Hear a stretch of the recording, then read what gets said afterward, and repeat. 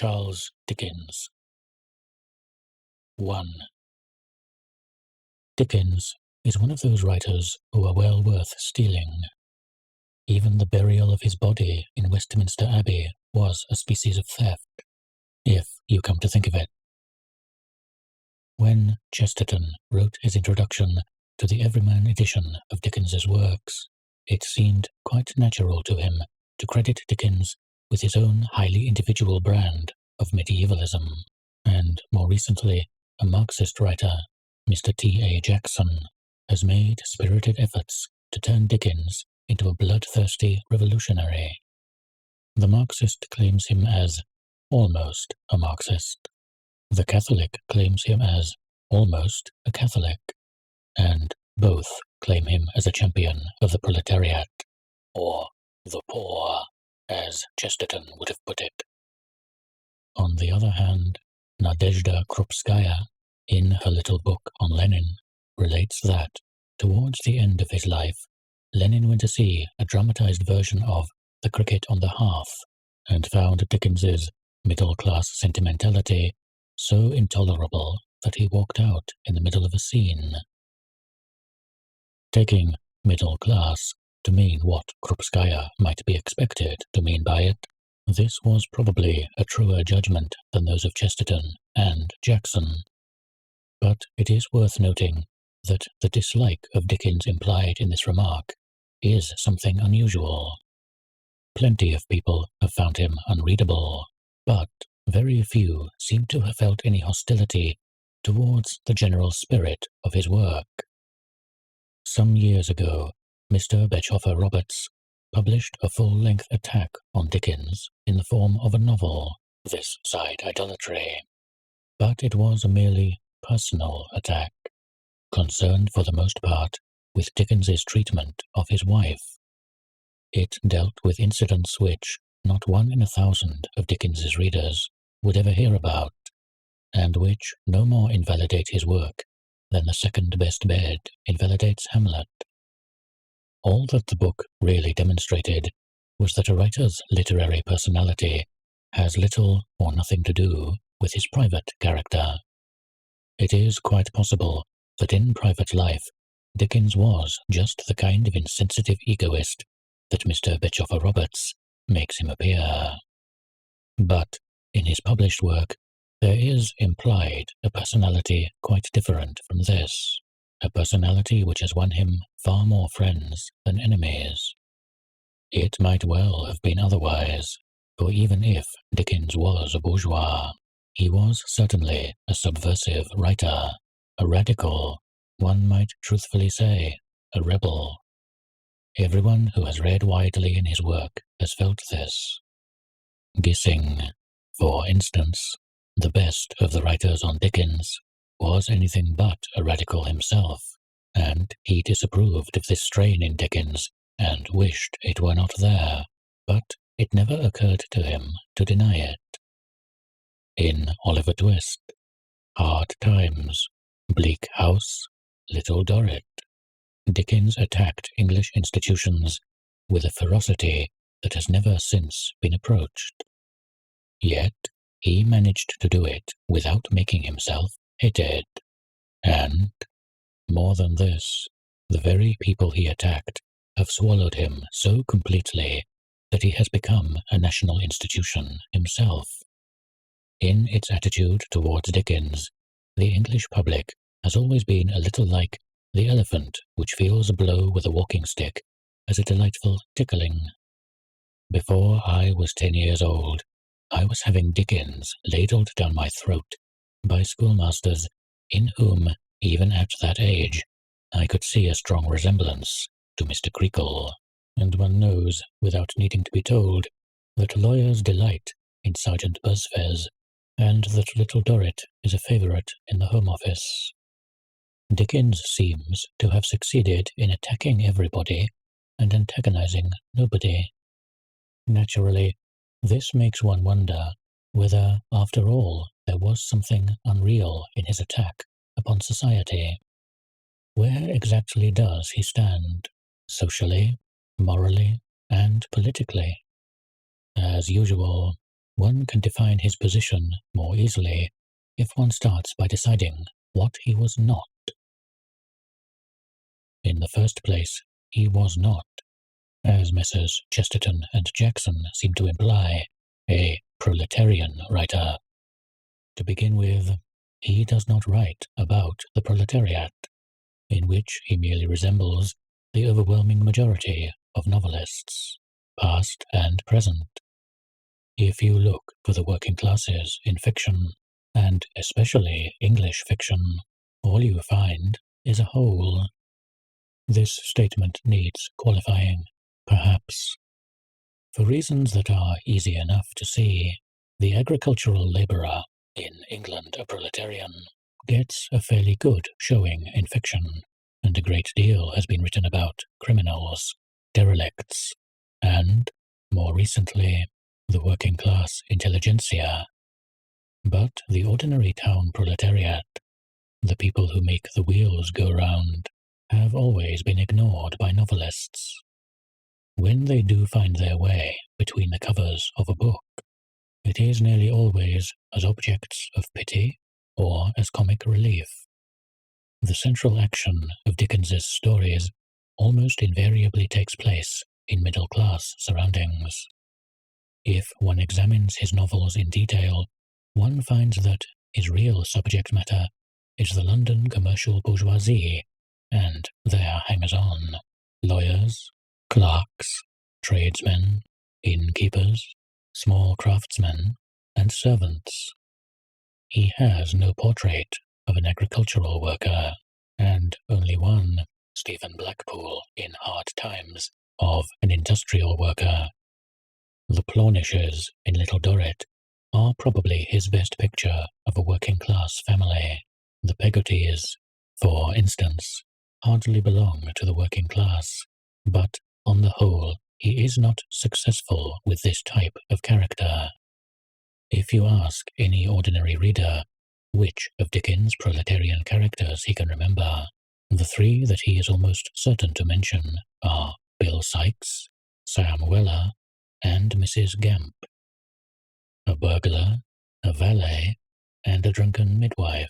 Not exactly a representative cross-section of the English working class. Secondly, in the ordinarily accepted sense of the word, Dickens is not a revolutionary writer. But his position here needs some defining.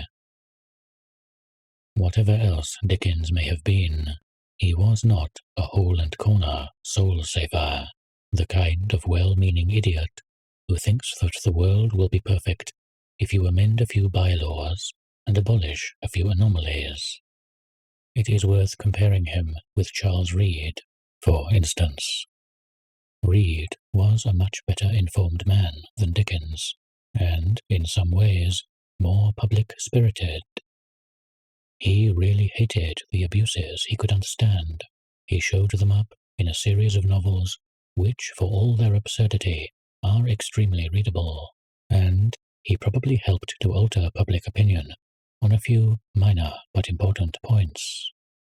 But it was quite beyond him to grasp that, given the existing form of society, certain evils cannot be remedied. Fasten upon this or that minor abuse, expose it, drag it into the open, bring it before a British jury, and all will be well. That is how he sees it. Dickens, at any rate, never imagined that you can cure pimples by cutting them off. In every page of his work, one can see a consciousness that society is wrong somewhere at the root. It is when one asks, which root, that one begins to grasp his position. The truth is that Dickens's criticism of society is almost exclusively moral. Hence the utter lack of any constructive suggestion anywhere in his work. He attacks the law, parliamentary government, the educational system, and so forth, without ever clearly suggesting what he would put in their places. Of course, it is not necessarily the business of a novelist, or a satirist to make constructive suggestions. But the point is that Dickens's attitude is at bottom not even destructive. There is no clear sign that he wants the existing order to be overthrown, or that he believes it would make very much difference if it were overthrown. For in reality, his target is not so much society as human nature. It would be difficult to point anywhere in his books to a passage suggesting that the economic system is wrong as a system. Nowhere, for instance, does he make any attack on private enterprise or private property. Even in a book like Our Mutual Friend, which turns on the power of corpses to interfere with living people by means of idiotic wills, it does not occur to him to suggest that individuals ought not to have this irresponsible power. Of course, one can draw this inference for oneself, and one can draw it again from the remarks about Bounderby's will at the end of Hard Times, and indeed from the whole of Dickens's work. One can infer the evil of laissez-faire capitalism, but Dickens makes no such inference himself. It is said that Macaulay refused to review Hard Times because he disapproved of its sullen socialism. Obviously, Macaulay is here using the word socialism in the same sense in which, 20 years ago, a vegetarian meal or a cubist picture used to be referred to as Bolshevism. There is not a line in the book that can properly be called socialistic. Indeed, its tendency, if anything, is pro-capitalist, because its whole moral is that capitalists ought to be kind, not that workers ought to be rebellious. Bounderby is a bullying windbag, and Gradgrind has been morally blinded. But if they were better men, the system would work well enough. That, all through, is the implication. And so far as social criticism goes, one can never extract much more from Dickens than this, unless one deliberately reads meanings into him. His whole message is one that at first glance looks like an enormous platitude. If men would behave decently, the world would be decent. Naturally, this calls for a few characters who are in positions of authority who do not behave decently. Hence that recurrent Dickens figure, the good rich man. This character belongs especially to Dickens's early optimistic period. He is usually a merchant. We are not necessarily told what merchandise he deals in. And he is always a superhumanly kind-hearted old gentleman who trots to and fro, raising his employees' wages, patting children on the head, getting debtors out of jail, and, in general, acting the fairy godmother. Of course, he is a pure dream figure, much further from real life than, say, Squeers or Micawber. Even Dickens must have reflected occasionally that anyone who was so anxious to give his money away would never have acquired it in the first place. Mr. Pickwick, for instance, had been in the city, but it is difficult to imagine him making a fortune there. Nevertheless, this character runs like a connecting thread through most of the earlier books. Pickwick, the Cheerybles, Old Chuzzlewit, Scrooge. It is the same figure over and over again, the good rich man handing out guineas. Dickens does, however, show signs of development here. In the books of the middle period, the good rich man fades out to some extent. There is no one who plays this part in A Tale of Two Cities, nor in Great Expectations. Great Expectations is, in fact, definitely an attack on patronage, and, in Hard Times, it is only very doubtfully played by Gradgrind after his reformation. The character reappears, in a rather different form, as Meagles in Little Dorrit, and John Jarndyce in Bleak House. One might perhaps add Betsy Trotwood in David Copperfield. But in these books, the good rich man has dwindled from a merchant to a rentier. This is significant. A rentier is part of the possessing class. He can, and, almost without knowing it, does make other people work for him, but he has very little direct power. Unlike Scrooge or the Cheerybles, he cannot put everything right by raising everybody's wages. The seeming inference from the rather despondent books that Dickens wrote in the 50s is that, by that time, he had grasped the helplessness of well-meaning individuals in a corrupt society. Nevertheless, in the last completed novel, Our Mutual Friend, published 1864 through 65, the good rich man comes back in full glory in the person of Boffin. Boffin is a proletarian by origin and only rich by inheritance, but he is the usual deus ex machina, solving everybody's problems by showering money in all directions. He even trots, like the Cheerybles. In several ways, Our Mutual Friend is a return to the earlier manner, and not an unsuccessful return either. Dickens's thoughts seem to have come full circle. Once again, individual kindliness is the remedy for everything. One crying evil of his time that Dickens says very little about is child labour. There are plenty of pictures of suffering children in his books, but usually they are suffering in schools rather than in factories. The one detailed account of child labour that he gives is the description in David Copperfield of little David washing bottles in Murdstone and Grinby's warehouse. This, of course, is autobiography. Dickens himself, at the age of 10, had worked in Warren's blacking factory in the Strand, very much as he describes it here. It was a terribly bitter memory to him, partly because he felt the whole incident to be discreditable to his parents. He even concealed it from his wife till long after they were married. Looking back on this period, he says in David Copperfield,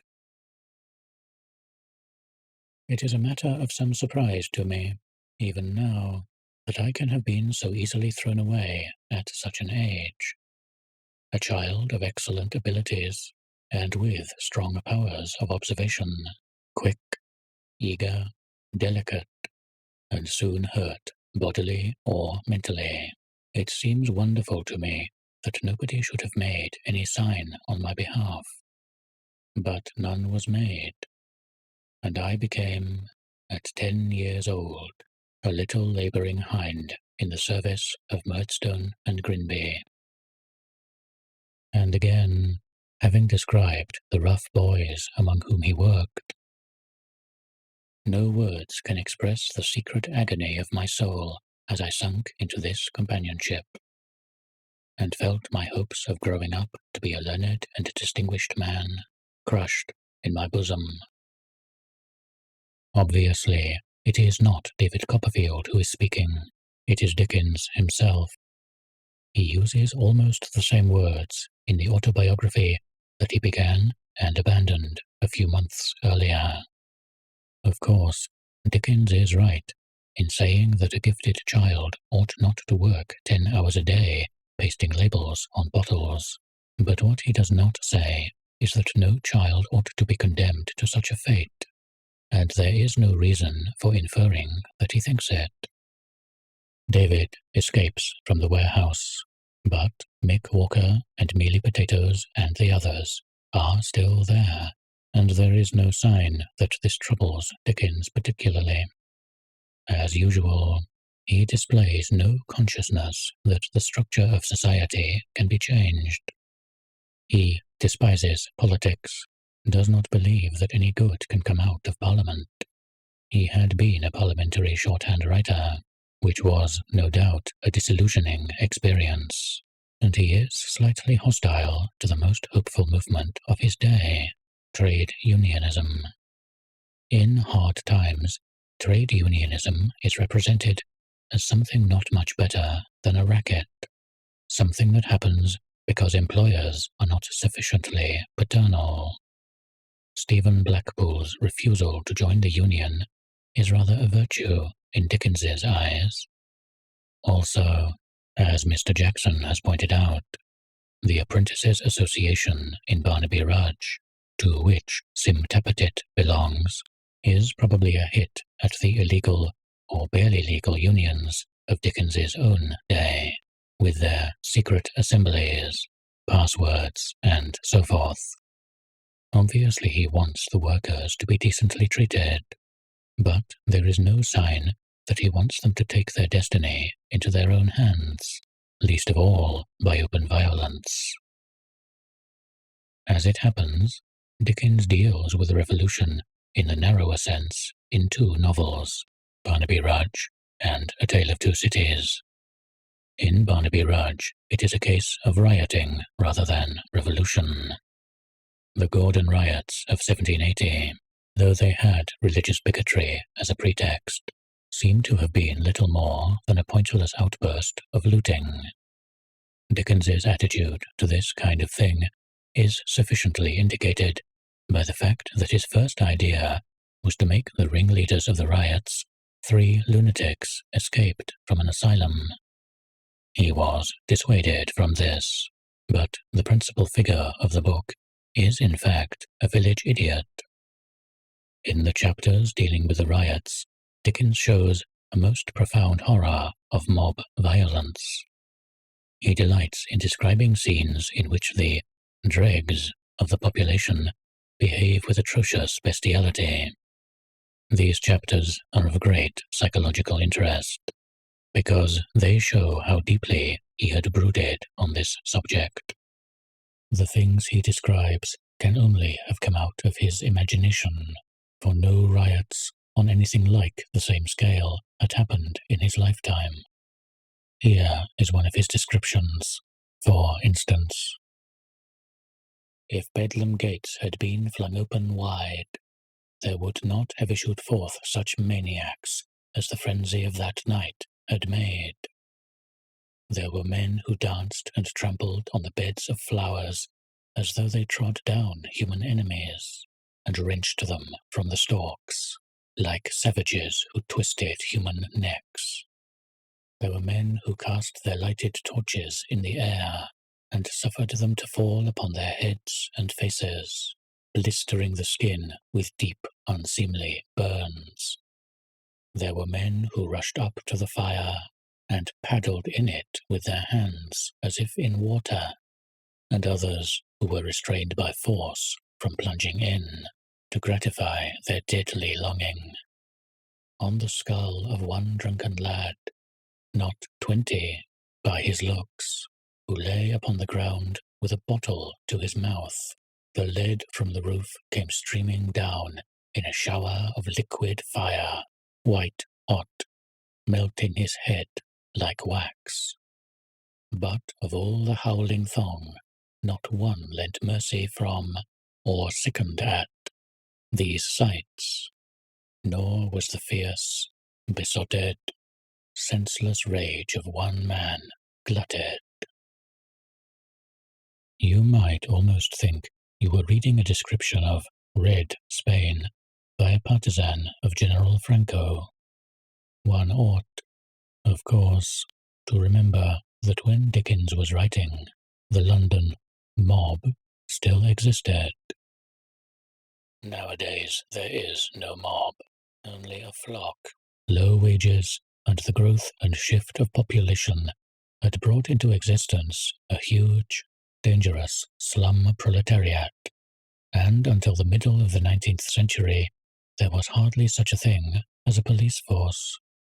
When the brickbats began to fly, there was nothing between shuttering your windows and ordering the troops to open fire.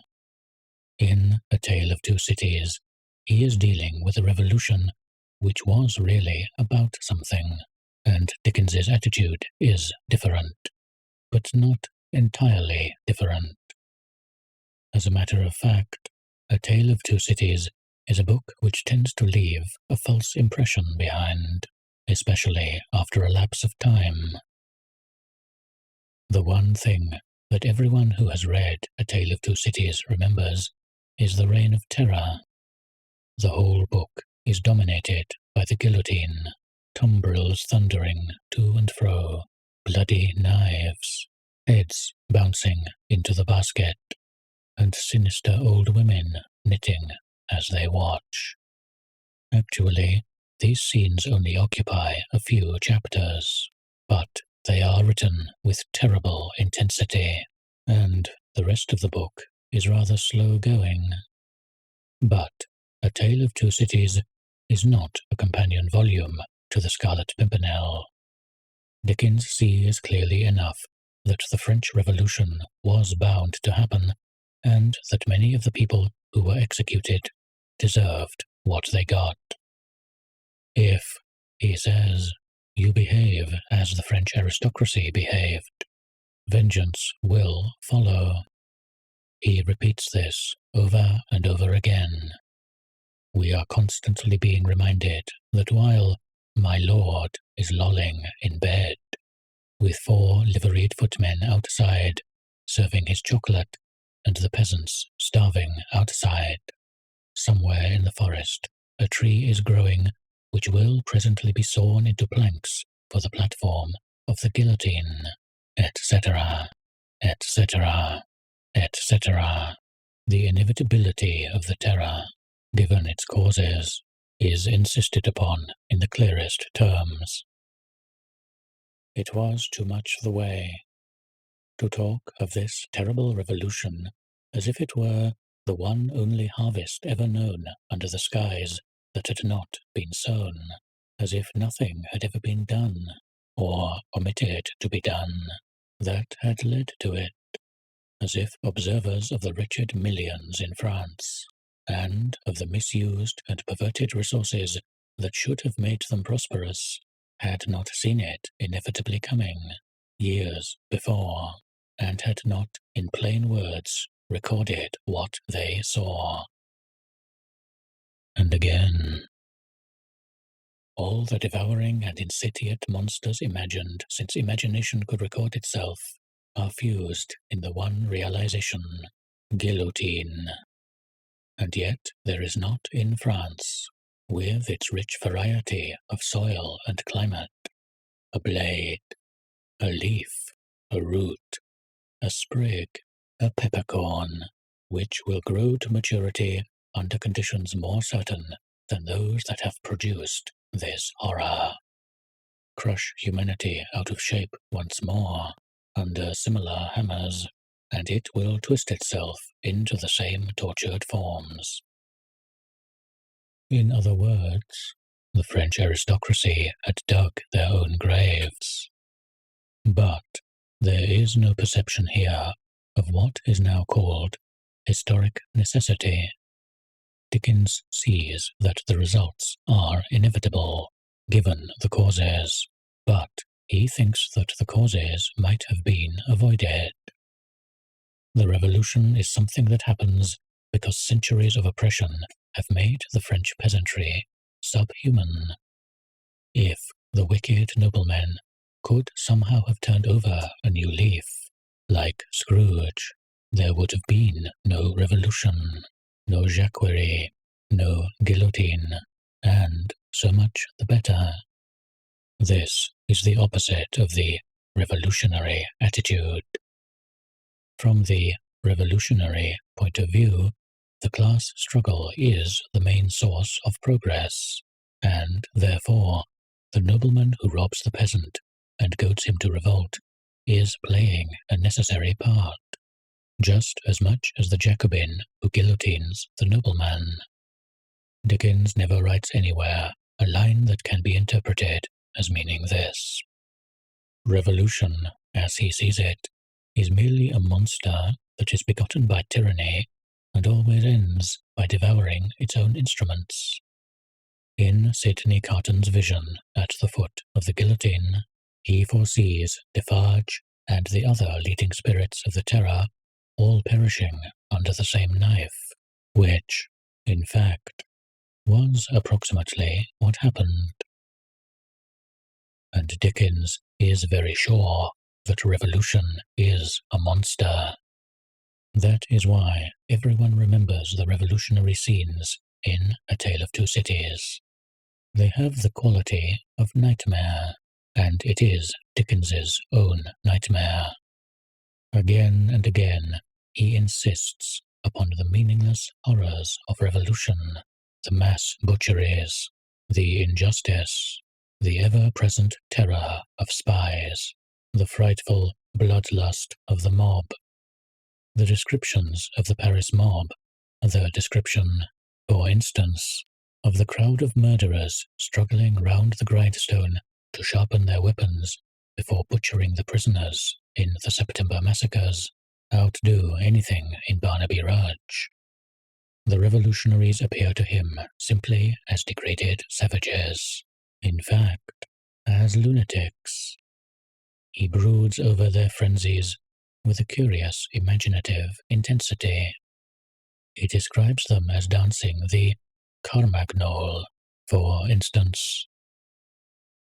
There could not be fewer than 500 people, and they were dancing like 5,000 demons.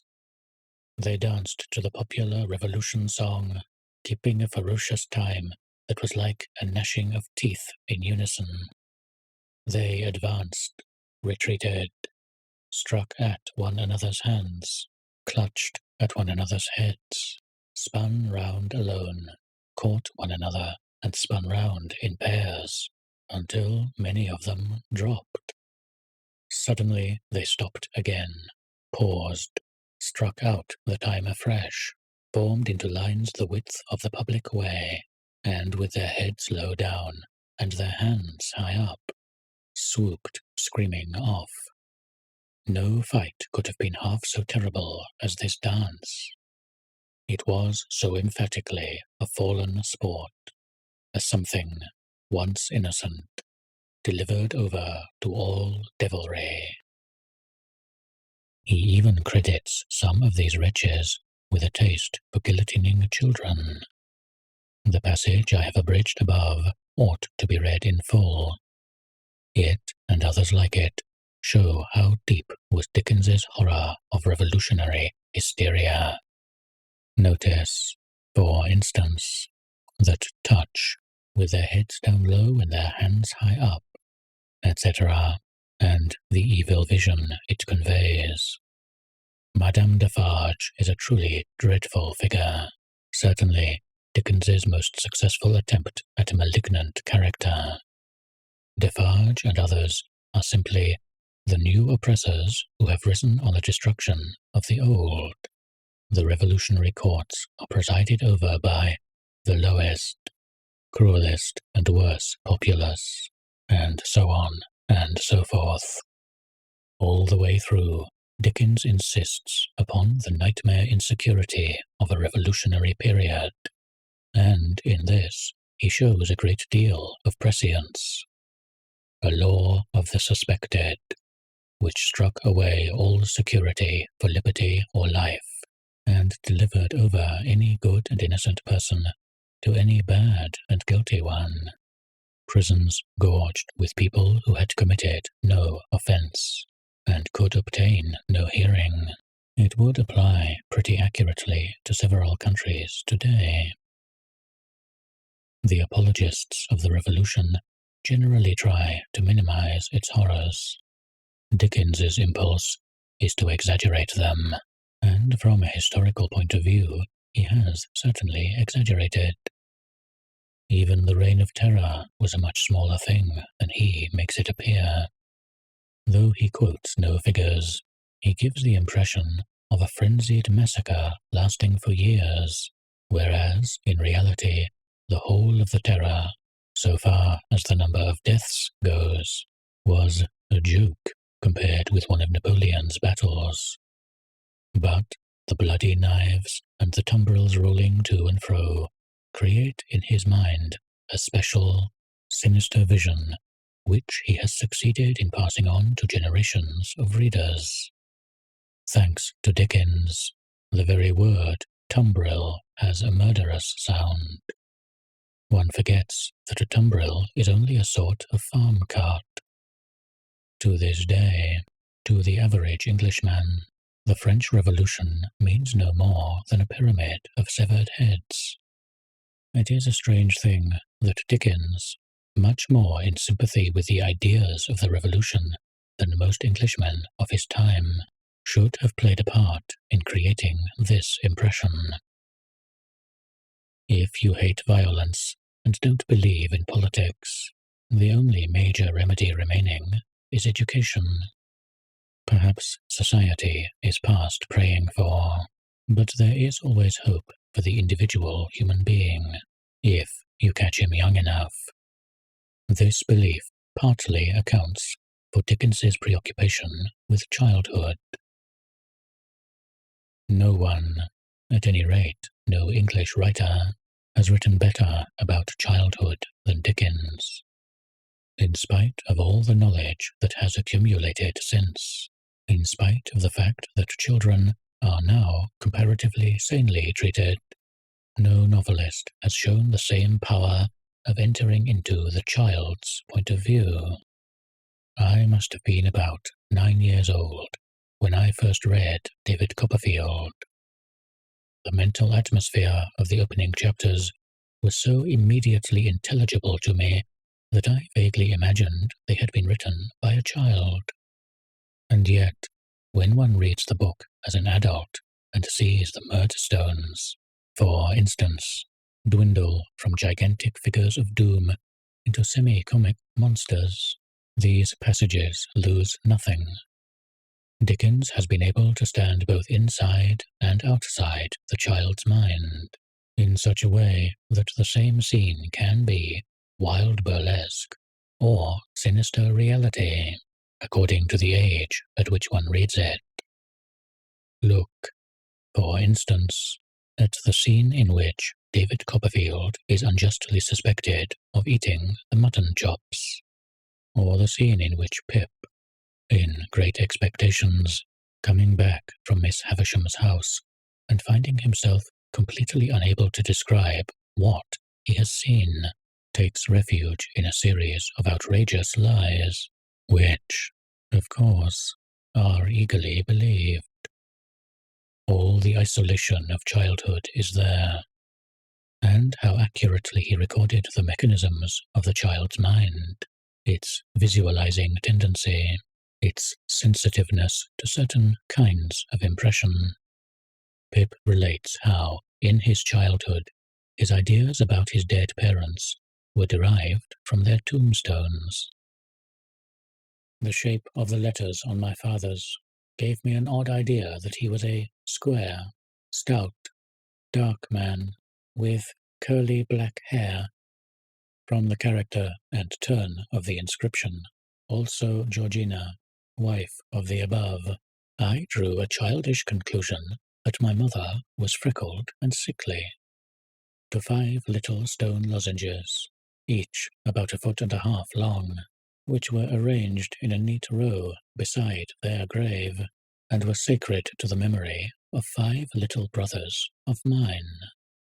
I am indebted for a belief I religiously entertained that they had all been born on their backs, with their hands in their trousers' pockets, and had never taken them out in this state of existence. There is a similar passage in David Copperfield. After biting Mr. Murdstone's hand, David is sent away to school and obliged to wear on his back a placard saying, "Take care of him." He bites. He looks at the door in the playground where the boys have carved their names, and, from the appearance of each name, he seems to know in just what tone of voice the boy will read out the placard. There was one boy, a certain J. Steerforth, who cut his name very deep and very often who, I conceived, would read it in a rather strong voice, and afterwards pull my hair. There was another boy, one Tommy Traddles, who I dreaded would make game of it, and pretend to be dreadfully frightened of me. There was a third, George Dimple, who I fancied would sing it. When I read this passage as a child, it seemed to me that those were exactly the pictures that those particular names would call up. The reason, of course, is the sound associations of the words dimple, temple, traddles, probably skedaddle. But how many people, before Dickens, had ever noticed such things? A sympathetic attitude towards children was a much rarer thing in Dickens's time than it is now. The 19th century was not a good time to be a child. In Dickens's youth, children were still being solemnly tried at a criminal bar, where they were held up to be seen, and it was not so long since boys of 13 had been hanged for petty theft. The doctrine of breaking the child's spirit was in full vigor, and The Fairchild Family was a standard book for children till late into the century. This evil book is now issued in pretty expurgated editions, but it is well worth reading in the original version. It gives one some idea of the lengths to which child discipline was sometimes carried. Mr. Fairchild, for instance, when he catches his children quarrelling, first thrashes them, reciting Dr. Watts's "Let dogs delight to bark and bite" between blows of the cane, and then takes them to spend the afternoon beneath a gibbet where the rotting corpse of a murderer is hanging. In the earlier part of the century, scores of thousands of children, aged sometimes as young as 6, were literally worked to death in the mines or cotton mills, and even at the fashionable public schools, boys were flogged till they ran with blood for a mistake in their Latin verses. One thing which Dickens seems to have recognized, and which most of his contemporaries did not, is the sadistic sexual element in flogging. I think this can be inferred from David Copperfield and Nicholas Nickleby. But mental cruelty to a child infuriates him as much as physical, and, though there is a fair number of exceptions, his schoolmasters are generally scoundrels. Except for the universities and the big public schools, every kind of education then existing in England gets a mauling at Dickens's hands. There is Dr. Blimber's Academy, where little boys are blown up with Greek until they burst, and the revolting charity schools of the period, which produced specimens like Noah Claypole and Uriah Heep, and Salem House, and Dotheboys Hall, and the disgraceful little dame school kept by Mr. Wopsle's great-aunt. Some of what Dickens says remains true even today. Salem House is the ancestor of the modern prep school, which still has a good deal of resemblance to it. And as for Mr. Wopsle's great-aunt, some old fraud of much the same stamp is carrying on at this moment in nearly every small town in England. But, as usual, Dickens's criticism is neither creative nor destructive. He sees the idiocy of an educational system founded on the Greek lexicon and the wax-ended cane. On the other hand, he has no use for the new kind of school that is coming up in the 50s and 60s, the modern school, with its gritty insistence on facts. What, then, does he want? As always, what he appears to want is a moralized version of the existing thing, the old type of school, but with no caning, no bullying or underfeeding, and not quite so much Greek. Dr. Strong's school, to which David Copperfield goes after he escapes from Murdstone and Grinby's, is simply Salem House, with the vices left out and a good deal of old grey stones atmosphere thrown in. Dr. Strong's was an excellent school, as different from Mr. Creakle's as good is from evil. It was very gravely and decorously ordered, and on a sound system, with an appeal, in everything, to the honour and good faith of the boys, which worked wonders. We all felt that we had a part in the management of the place, and in sustaining its character and dignity. Hence, we soon became warmly attached to it.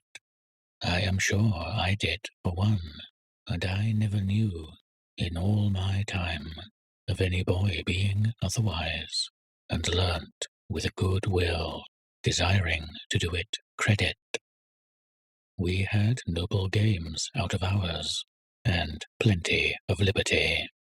But even then, as I remember, we were well spoken of in the town, and rarely did any disgrace, by our appearance or manner, to the reputation of Dr. Strong and Dr. Strong's boys.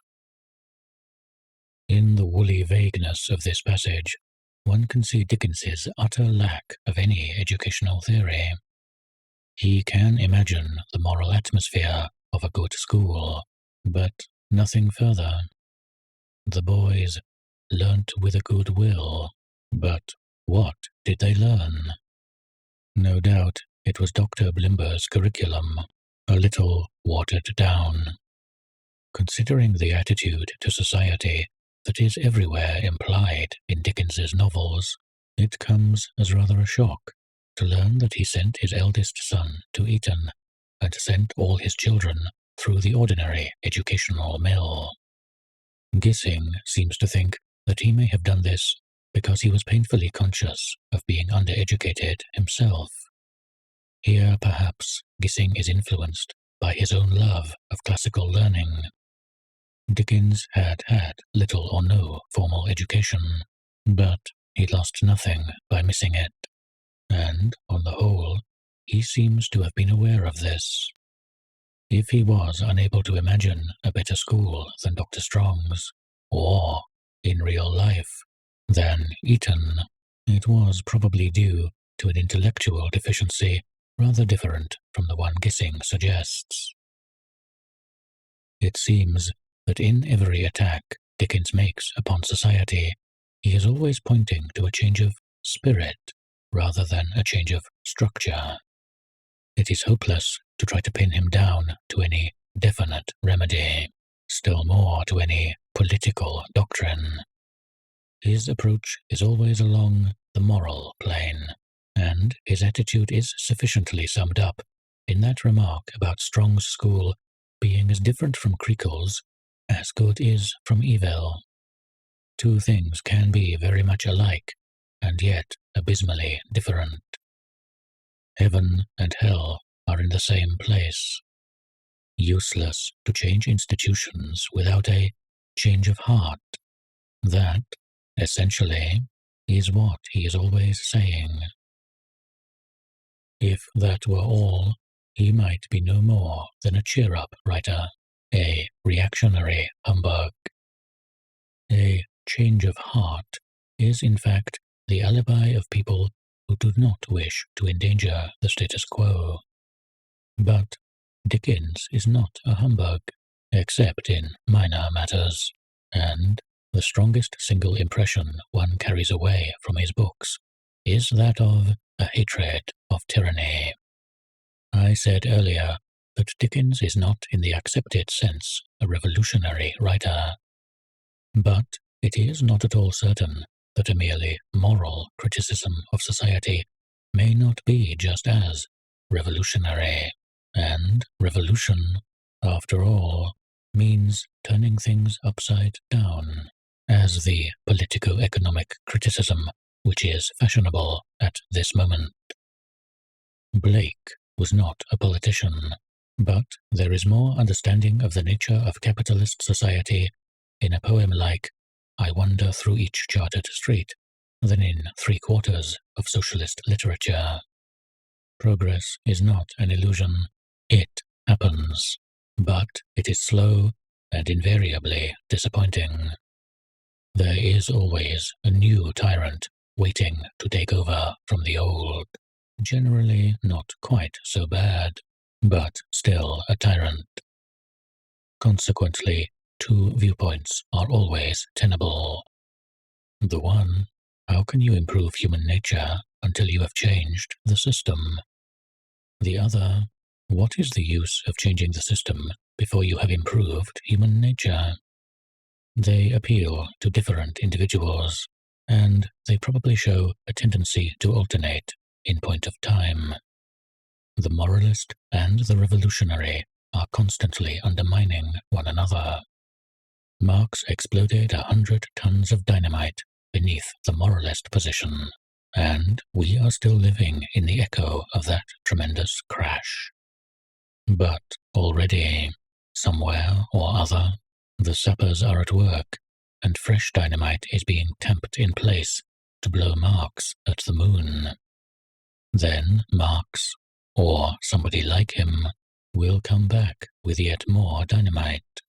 And so the process continues, to an end we cannot yet foresee. The central problem, how to prevent power from being abused, remains unsolved. Dickens, who had not the vision to see that private property is an obstructive nuisance, had the vision to see that. If men would behave decently, the world would be decent, is not such a platitude as it sounds.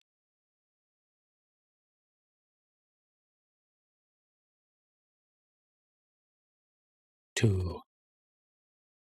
More completely than most writers, perhaps, Dickens can be explained in terms of his social origin, though actually his family history was not quite what one would infer from his novels.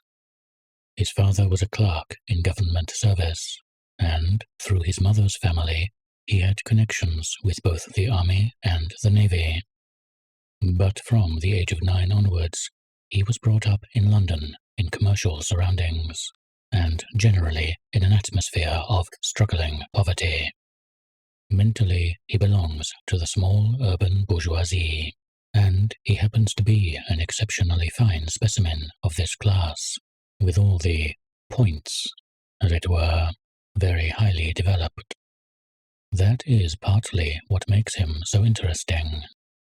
If one wants a modern equivalent, the nearest would be H.G. Wells, who has a rather similar history, and who obviously owes something to Dickens as a novelist.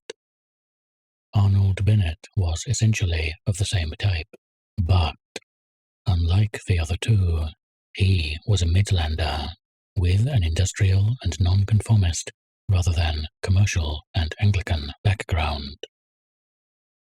The great disadvantage and advantage of the small urban bourgeois is his limited outlook. He sees the world as a middle-class world, and everything outside these limits is either laughable or slightly wicked. On the one hand, he has no contact with industry or the soil. On the other, no contact with the governing classes. Anyone who has studied Wells's novels in detail will have noticed that though he hates the aristocrat like poison, he has no particular objection to the plutocrat, and no enthusiasm for the proletarian. His most hated types, the people he believes to be responsible for all human ills, are kings, landowners, priests, nationalists, soldiers, scholars, and peasants. At first sight, a list beginning with kings and ending with peasants looks like a mere omnium gatherum, but in reality, all these people have a common factor. All of them are archaic types, people who are governed by tradition and whose eyes are turned towards the past, the opposite, therefore, of the rising bourgeois who has put his money on the future and sees the past simply as a dead hand. Actually, although Dickens lived in a period where the bourgeoisie was really a rising class, he displays this characteristic less strongly than Wells. He is almost unconscious of the future and has a rather sloppy love of the picturesque, the quaint old church, etc. Nevertheless, his list of most hated types is like enough to Wells's for the similarity to be striking. He is vaguely on the side of the working class, has a sort of generalized sympathy with them because they are oppressed, but he does not in reality know much about them. They come into his books chiefly as servants, and comic servants at that. At the other end of the scale, he loathes the aristocrat, and, going one better than Wells in this, loathes the big bourgeois as well. His real sympathies are bounded by Mr. Pickwick on the upper side and Mr. Barkis on the lower. But the term aristocrat, for the type Dickens hates, is vague and needs defining. Actually, Dickens's target is not so much the great aristocracy, who hardly enter into his books, as their petty offshoots, the cadging dowagers who live up Mews in Mayfair, and the bureaucrats and professional soldiers. All through his books there are countless hostile sketches of these people, and hardly any that are friendly. There are practically no friendly pictures of the landowning class, for instance. One might make a doubtful exception of Sir Leicester Dedlock. Otherwise, there is only Mr. Wardle, who is a stock figure, the good old squire, and Haredale in Barnaby Rudge, who has Dickens's sympathy because he is a persecuted Catholic. There are no friendly pictures of soldiers, i.e., officers, and none at all of naval men. As for his bureaucrats, judges, and magistrates, most of them would feel quite at home in the Circumlocution Office. The only officials whom Dickens handles with any kind of friendliness are, significantly enough, policemen. Dickens's attitude is quite easily intelligible to an Englishman, because it is part of the English Puritan tradition, which is not dead even at this day. The class Dickens belonged to, at least by adoption, was growing suddenly rich after a couple of centuries of obscurity. It had grown up mainly in the big towns, out of contact with agriculture, and politically impotent.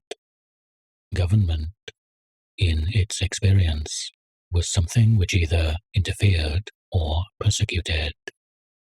Consequently, it was a class with no tradition of public service and not much tradition of usefulness. What now strikes us as remarkable about the new moneyed class of the 19th century is their complete irresponsibility.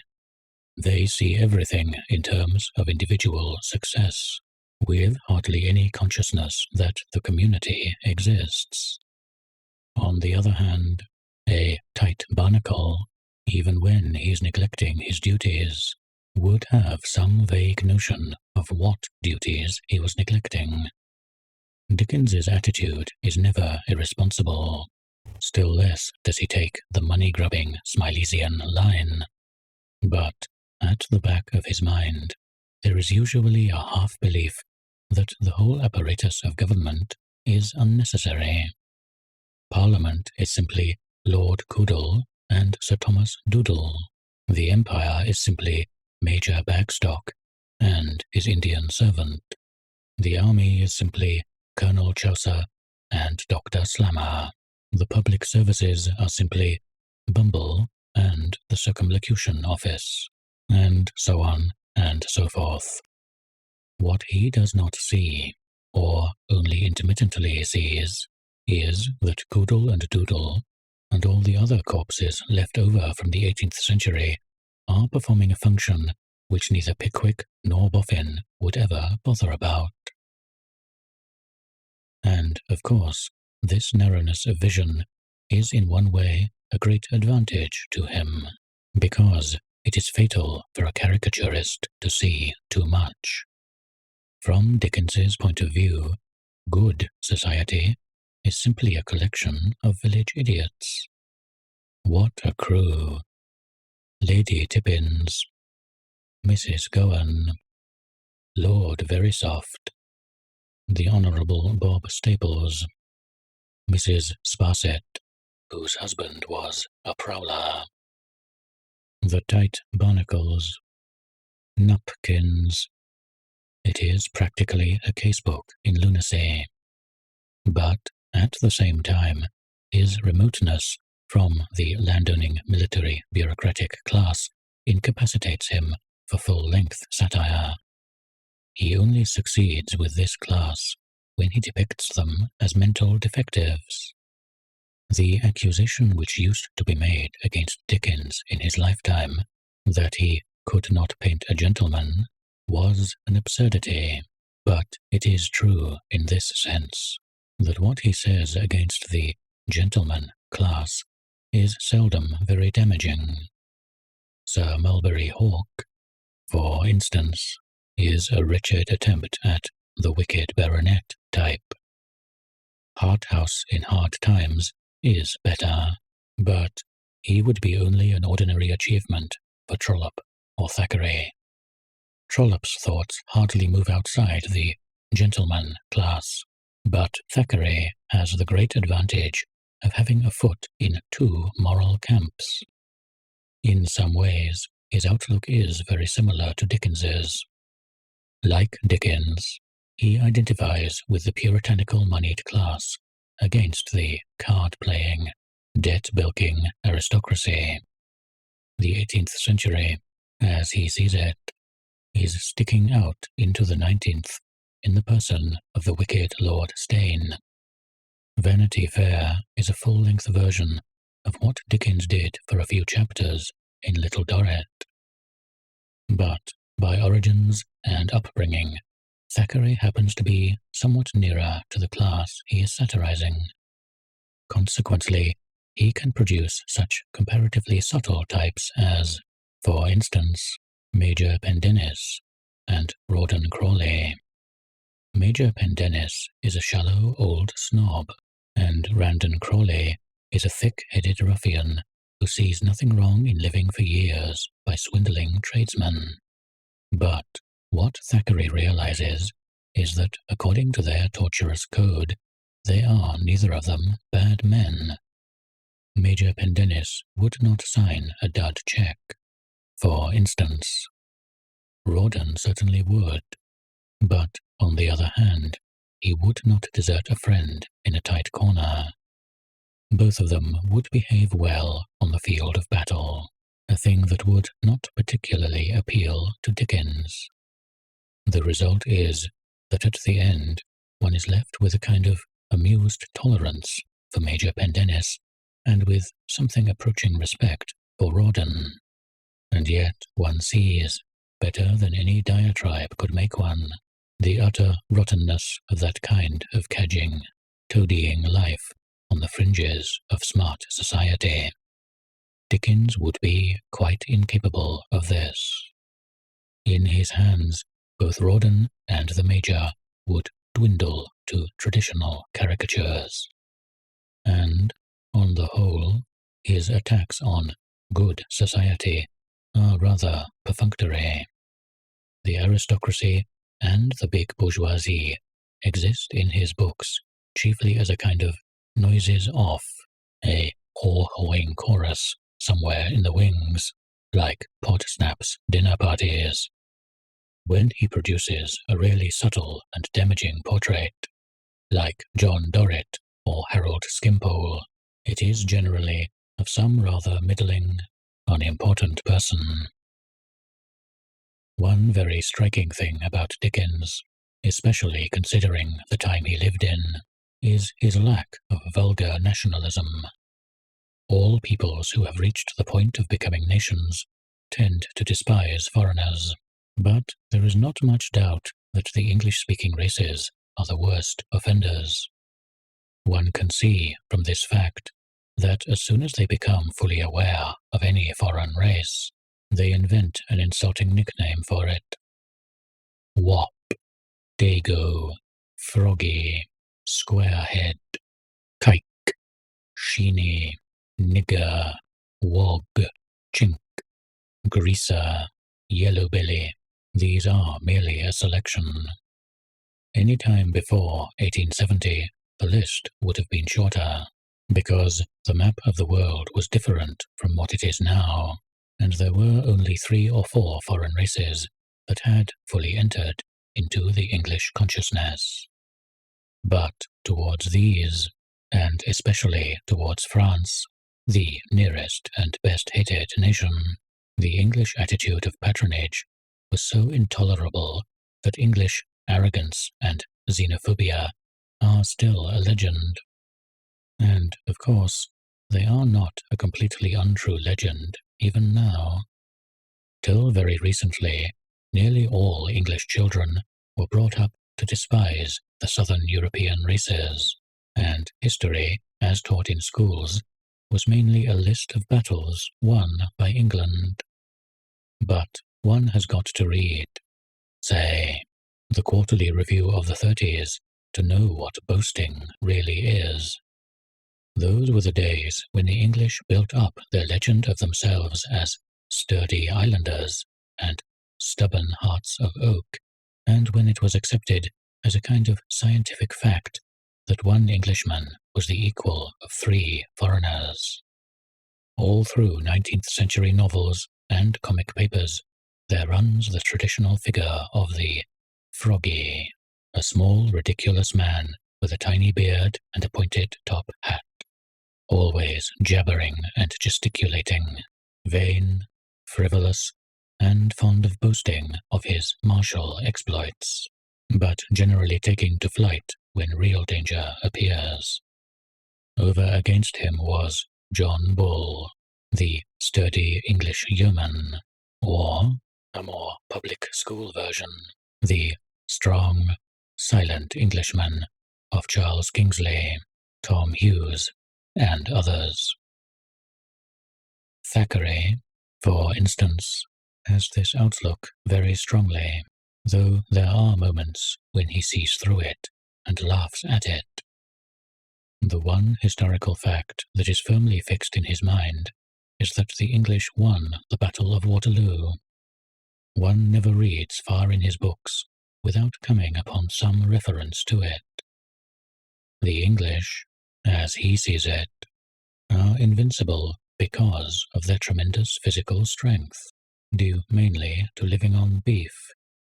Like most Englishmen of his time, he has the curious illusion that the English are larger than other people.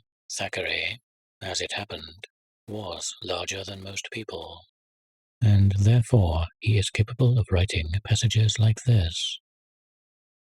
I say to you that you are better than a Frenchman. I would lay even money that you who are reading this are more than 5 feet 7 in height, and weigh 11 stone, while a Frenchman is 5 foot 4 and does not weigh 9. The Frenchman has after his soup a dish of vegetables, where you have one of meat. You are a different and superior animal, a French beating animal. The history of hundreds of years has shown you to be so, etc., etc. There are similar passages scattered all through Thackeray's works. Dickens would never be guilty of anything of the kind. It would be an exaggeration to say that he nowhere pokes fun at foreigners, And, of course, like nearly all 19th century Englishmen, he is untouched by European culture. But never anywhere does he indulge in the typical English boasting, the island race, bulldog breed, right little, tight little island style of talk. In the whole of A Tale of Two Cities, there is not a line that could be taken as meaning, "Look how these wicked Frenchmen behave." The one place where he seems to display a normal hatred of foreigners is in the American chapters of Martin Chuzzlewit. This, however, is simply the reaction of a generous mind against cant. If Dickens were alive today, he would make a trip to Soviet Russia and come back with a book rather like Gide's Retour de Earth. But he is remarkably free from the idiocy of regarding nations as individuals. He seldom even makes jokes turning on nationality. He does not exploit the comic Irishman and the comic Welshman, for instance, and not because he objects to stock characters and ready-made jokes, which obviously he does not. It is perhaps more significant that he shows no prejudice against Jews. It is true that he takes it for granted, Oliver Twist and Great Expectations, that a receiver of stolen goods will be a Jew, which at the time was probably justified. But the Jew joke, endemic in English literature until the rise of Hitler, does not appear in his books, and in Our Mutual Friend, he makes a pious, though not very convincing, attempt to stand up for the Jews. Dickens's lack of vulgar nationalism is, in part, the mark of a real largeness of mind, and, in part, results from his negative, rather unhelpful political attitude. He is very much an Englishman, but he is hardly aware of it. Certainly the thought of being an Englishman does not thrill him. He has no imperialist feeling, no discernible views on foreign politics, and is untouched by the military tradition. Temperamentally, he is much nearer to the small nonconformist tradesman who looks down on the redcoats and thinks that war is wicked. A one-eyed view, but, after all, war is wicked. It is noticeable that Dickens hardly writes of war, even to denounce it. With all his marvellous powers of description, and of describing things he had never seen, he never describes a battle, unless one counts the attack on the Bastille in A Tale of Two Cities. Probably the subject would not strike him as interesting, and, in any case, he would not regard a battlefield as a place where anything worth settling could be settled. It is one up to the lower middle class, Puritan mentality.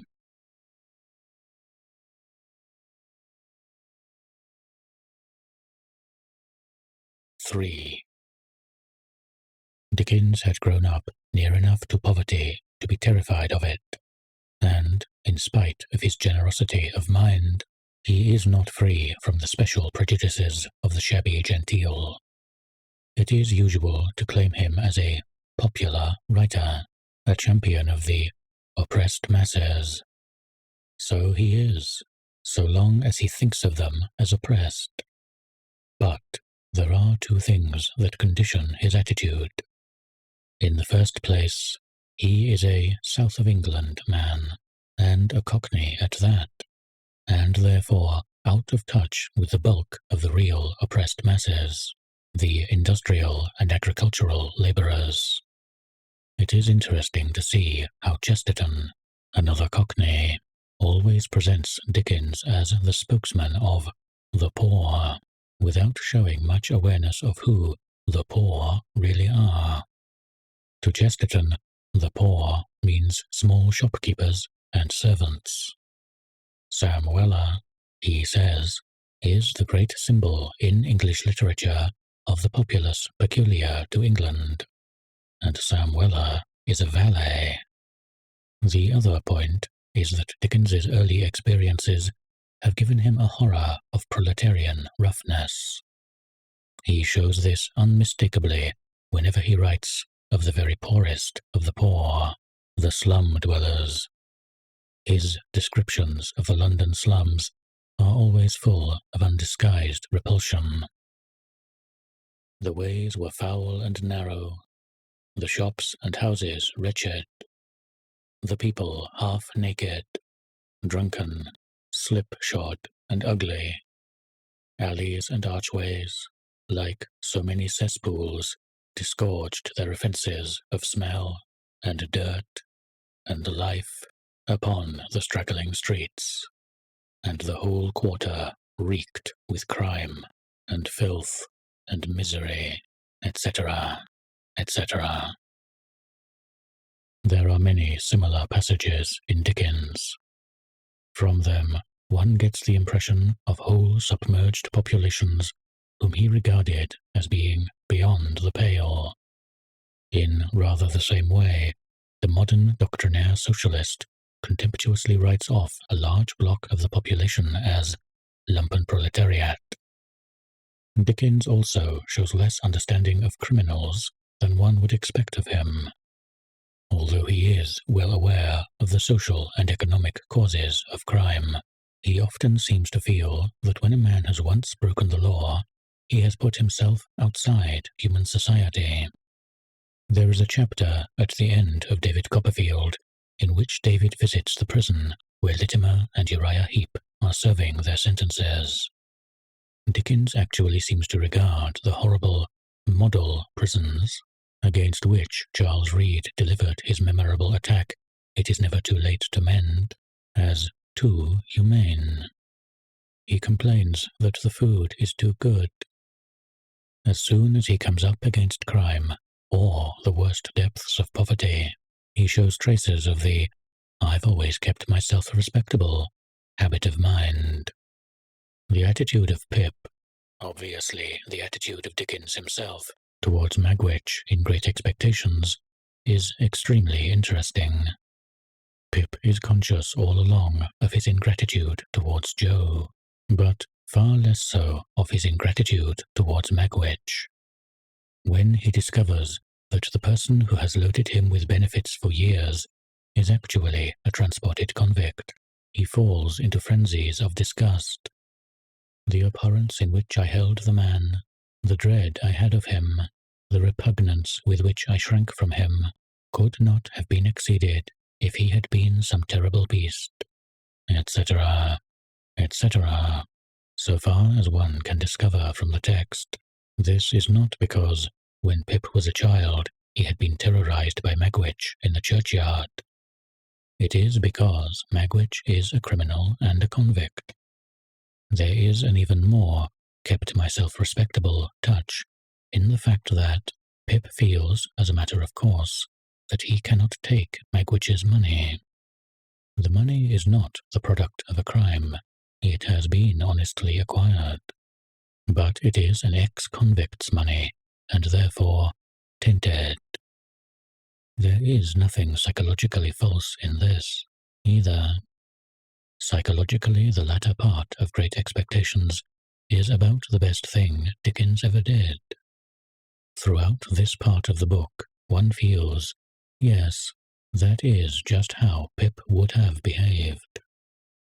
But the point is that in the matter of Magwitch, Dickens identifies with Pip, and his attitude is, at bottom, snobbish.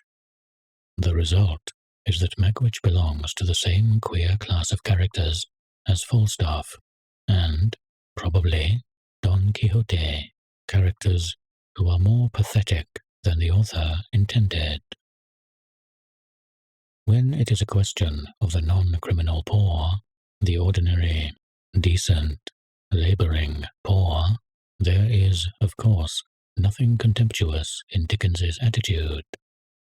He has the sincerest admiration for people like the Peggottys and the Plonishes.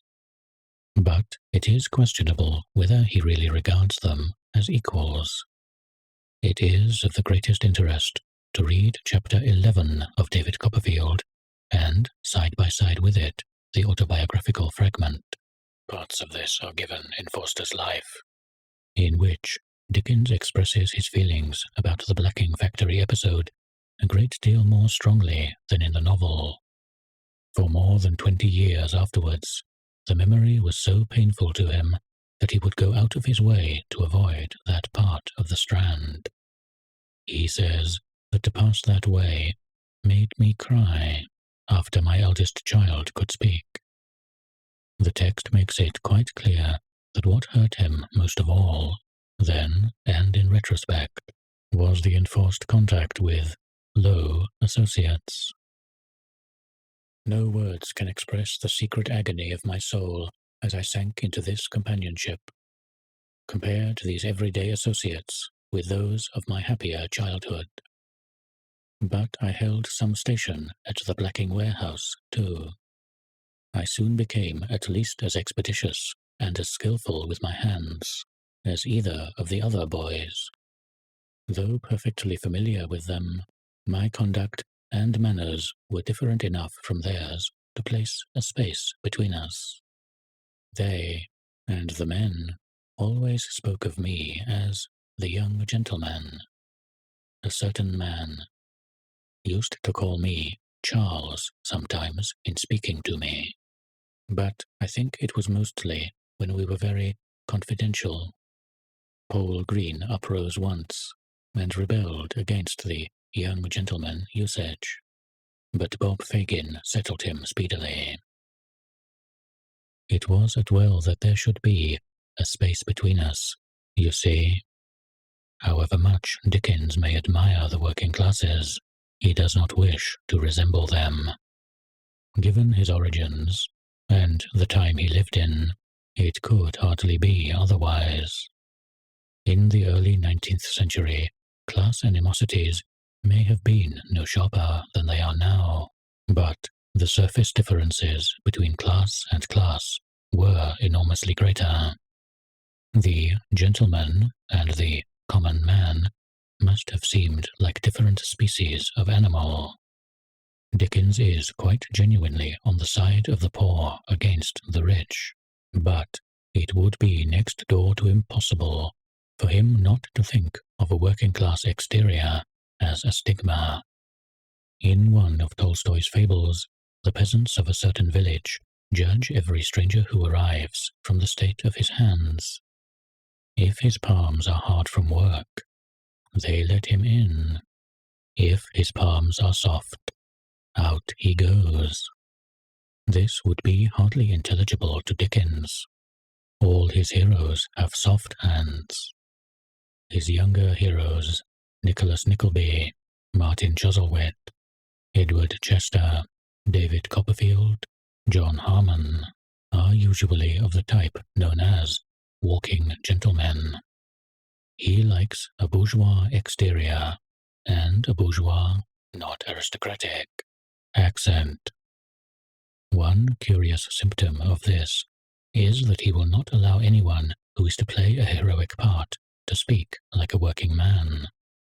A comic hero like Sam Weller, or a merely pathetic figure like Stephen Blackpool, can speak with a broad accent, but the jeune premiere always speaks the then equivalent of BBC.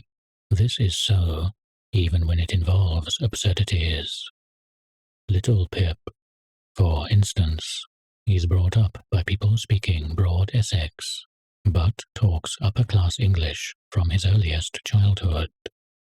Actually, he would have talked the same dialect as Jo, or at least as Mrs. Gargery. So also with Biddy Wopsle, Lizzie Hexam, Cissy Jupe, Oliver Twist. One ought perhaps to add Little Dorrit.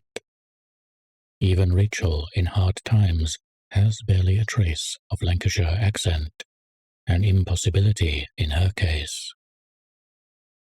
One thing that often gives the clue to the novelist's real feelings on the class question is the attitude he takes up when class collides with sex. This is a thing too painful to be lied about, and consequently it is one of the points at which the "I'm not a snob" pose tends to break down. One sees that at its most obvious when a class distinction is also a color distinction. And something resembling the colonial attitude, "native women are fair game, white women are sacrosanct," exists in a veiled form in all white communities, causing bitter resentment on both sides. When this issue arises, novelists often revert to crude class feelings which they might disclaim at other times. A good example of class-conscious reaction is a rather forgotten novel, The People of Clopton, by George Bartram. The author's moral code is quite clearly mixed up with class hatred. He feels the seduction of a poor girl by a rich man to be something atrocious, a kind of defilement, something quite different from her seduction by a man in her own walk of life.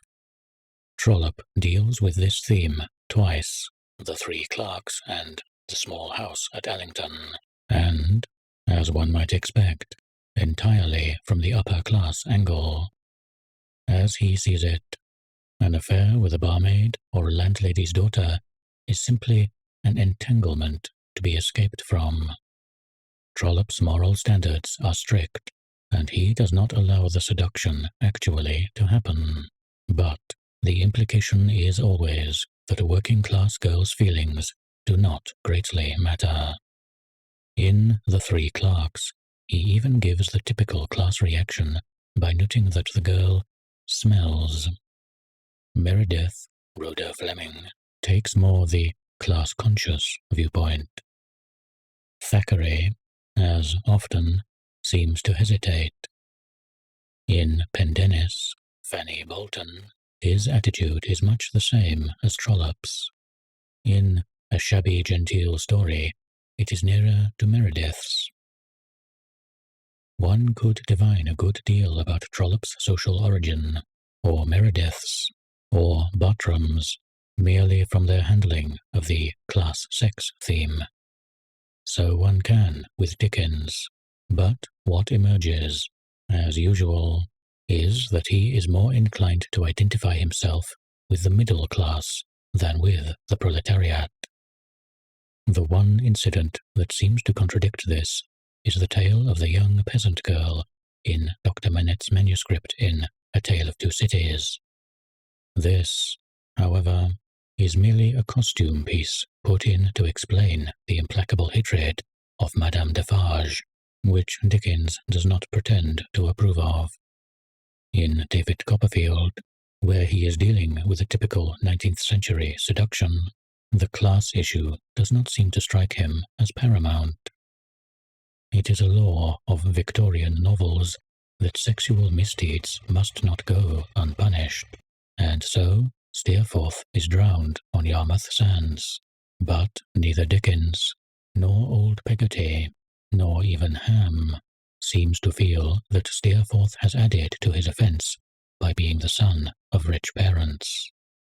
The Steerforths are moved by class motives, but the Peggottys are not even in the scene between Mrs. Steerforth and old Peggotty. If they were, of course, they would probably turn against David as well as against Steerforth. In Our Mutual Friend, Dickens treats the episode of Eugene Wrayburn and Lizzie Hexam very realistically and with no appearance of class bias. According to the "unhand me" monster tradition, Lizzie ought to either spurn Eugene or to be ruined by him and throw herself off Waterloo Bridge. Eugene ought to be either a heartless betrayer or a hero resolved upon defying society. Neither behaves in the least like this. Lizzie is frightened by Eugene's advances and actually runs away from them, but hardly pretends to dislike them. Eugene is attracted by her, has too much decency to attempt seducing her, and dare not marry her because of his family. Finally, they are married, and no one is any the worse. except perhaps Mr. Twemlow, who will lose a few dinner engagements. It is all very much as it might have happened in real life. But a class-conscious novelist would have given her to Bradley Headstone. But when it is the other way about, when it is the case of a poor man aspiring to some woman who is above him, Dickens instantly retreats into the middle-class attitude. He is rather fond of the Victorian notion of a woman with a capital W, being above a man. Pip feels that Estella is above him. Esther Summerson is above Guppy. Little Dorrit is above John Chivery. Lucy Manette is above Sidney Carton. In some of these, the aboveness is merely moral, but in others it is social.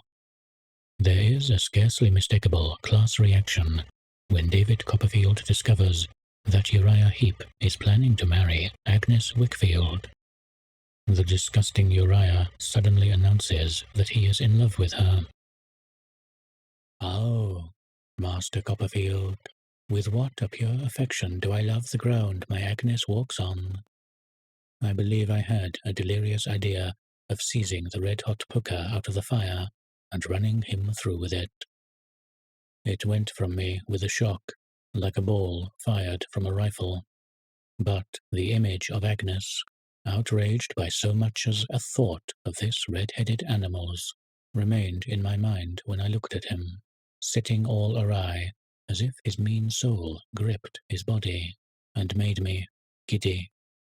I believe Agnes Wickfield to be as far above you," David says later on, "and as far removed from all your aspirations as that moon herself."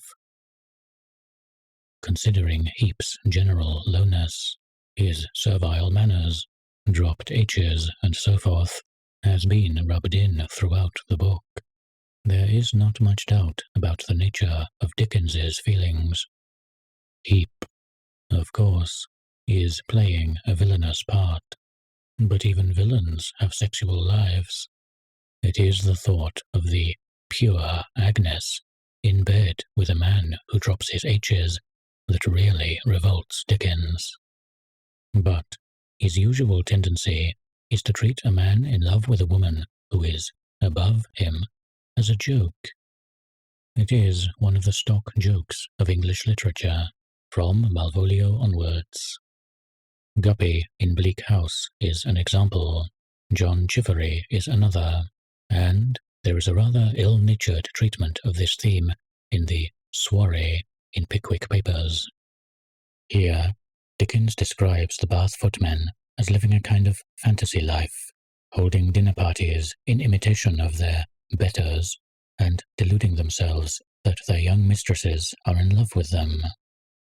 This evidently strikes him as very comic. So it is, in a way, though one might question whether it is not better for a footman even to have delusions of this kind than simply to accept his status in the spirit of the Catechism. In his attitude towards servants, Dickens is not ahead of his age.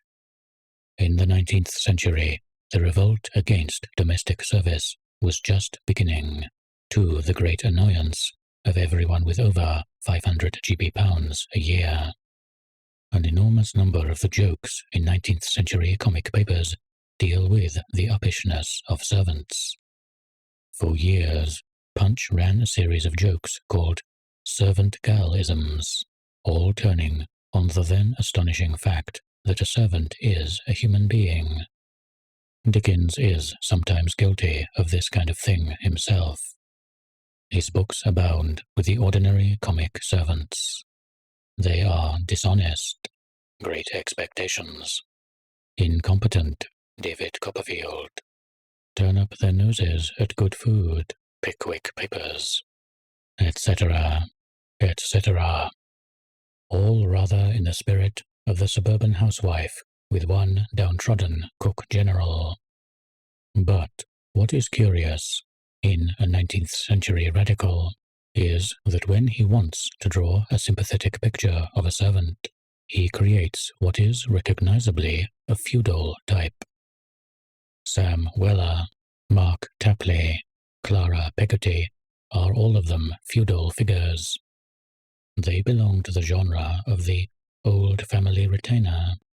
They identify themselves with their master's family and are at once doggishly faithful and completely familiar. No doubt Mark Tapley and Sam Weller are derived to some extent from Smollett, and hence from Cervantes. But it is interesting that Dickens should have been attracted by such a type. Sam Weller's attitude is definitely medieval. He gets himself arrested in order to follow Mr. Pickwick into the Fleet, and afterwards refuses to get married because he feels that Mr. Pickwick still needs his services. There is a characteristic scene between them. Wages or no wages, notice or no notice, board or no board, lodging or no lodging, Sam Weller, as you took from the old inn in the borough, sticks by you, come what come may. My good fellow, said Mr. Pickwick, when Mr. Weller had sat down again, rather abashed at his own enthusiasm, you are bound to consider the young woman also. I do consider the young woman, sir, said Sam. I have considered the young woman. I've spoke to her. I've told her how I'm situated. She's ready to wait till I'm ready, and I believe she will. If she don't, she's not the young woman I take her for, and I give her up with readiness. It is easy to imagine what the young woman would have said to this in real life. But notice the feudal atmosphere. Sam Weller is ready, as a matter of course, to sacrifice years of his life to his master, and he can also sit down in his master's presence. A modern manservant would never think of doing either. Dickens's views on the servant question do not get much beyond wishing that master and servant would love one another. Sloppy in Our Mutual Friend, though a wretched failure as a character, represents the same kind of loyalty as Sam Weller. Such loyalty, of course, is natural, human, and likable, but so was feudalism. What Dickens seems to be doing, as usual, is to reach out for an idealized version of the existing thing. He was writing at a time when domestic service must have seemed a completely inevitable evil. There were no labor-saving devices, and there was a huge inequality of wealth. It was an age of enormous families, pretentious meals, and inconvenient houses, when the slavey drudging 14 hours a day in the basement kitchen was something too normal to be noticed. And, given the fact of servitude, the feudal relationship is the only tolerable one. Sam Weller and Mark Tapley are dream figures, no less than the Cheerybles. If there have got to be masters and servants, how much better that the master should be Mr. Pickwick, and the servant should be Sam Weller. Better still, of course, if servants did not exist at all, but this Dickens is probably unable to imagine. Without a high level of mechanical development, human equality is not practically possible. Dickens goes to show that it is not imaginable either.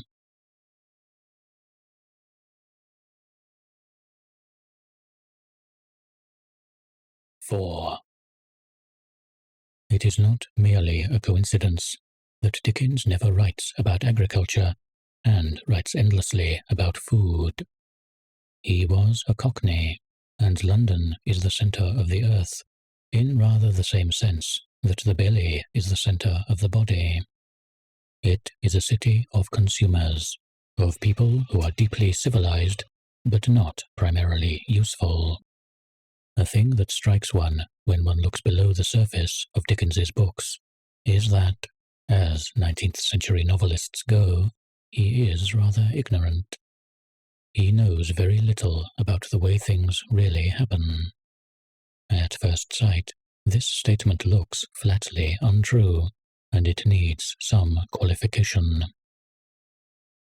Dickens had had vivid glimpses of low life, life in a debtor's prison, for example, and he was also a popular novelist and able to write about ordinary people.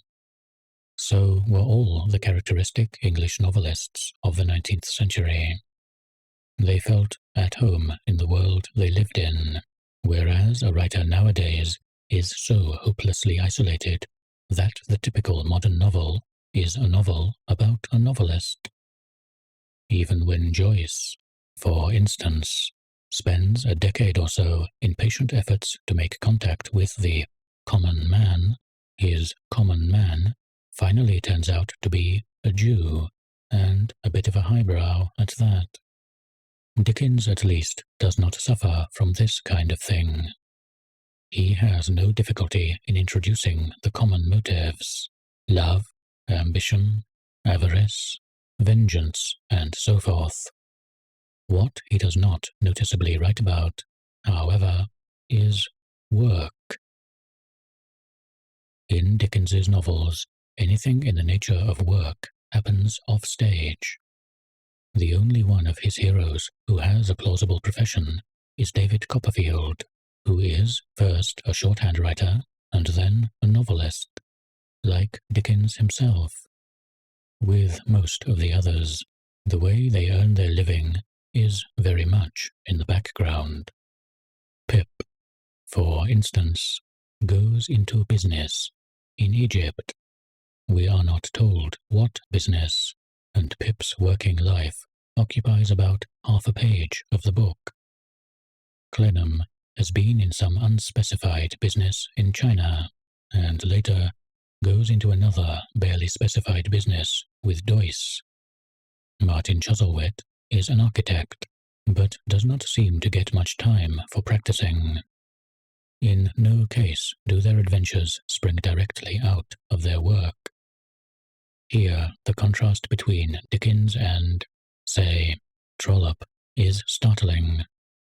And one reason for this is undoubtedly that Dickens knows very little about the professions his characters are supposed to follow. What exactly went on in Gradgrind's factories? How did Podsnap make his money? How did Merdle work his swindles? One knows that Dickens could never follow up the details of parliamentary elections and stock exchange rackets as Trollope could. As soon as he has to deal with trade, finance, industry, or politics, he takes refuge in vagueness, or in satire.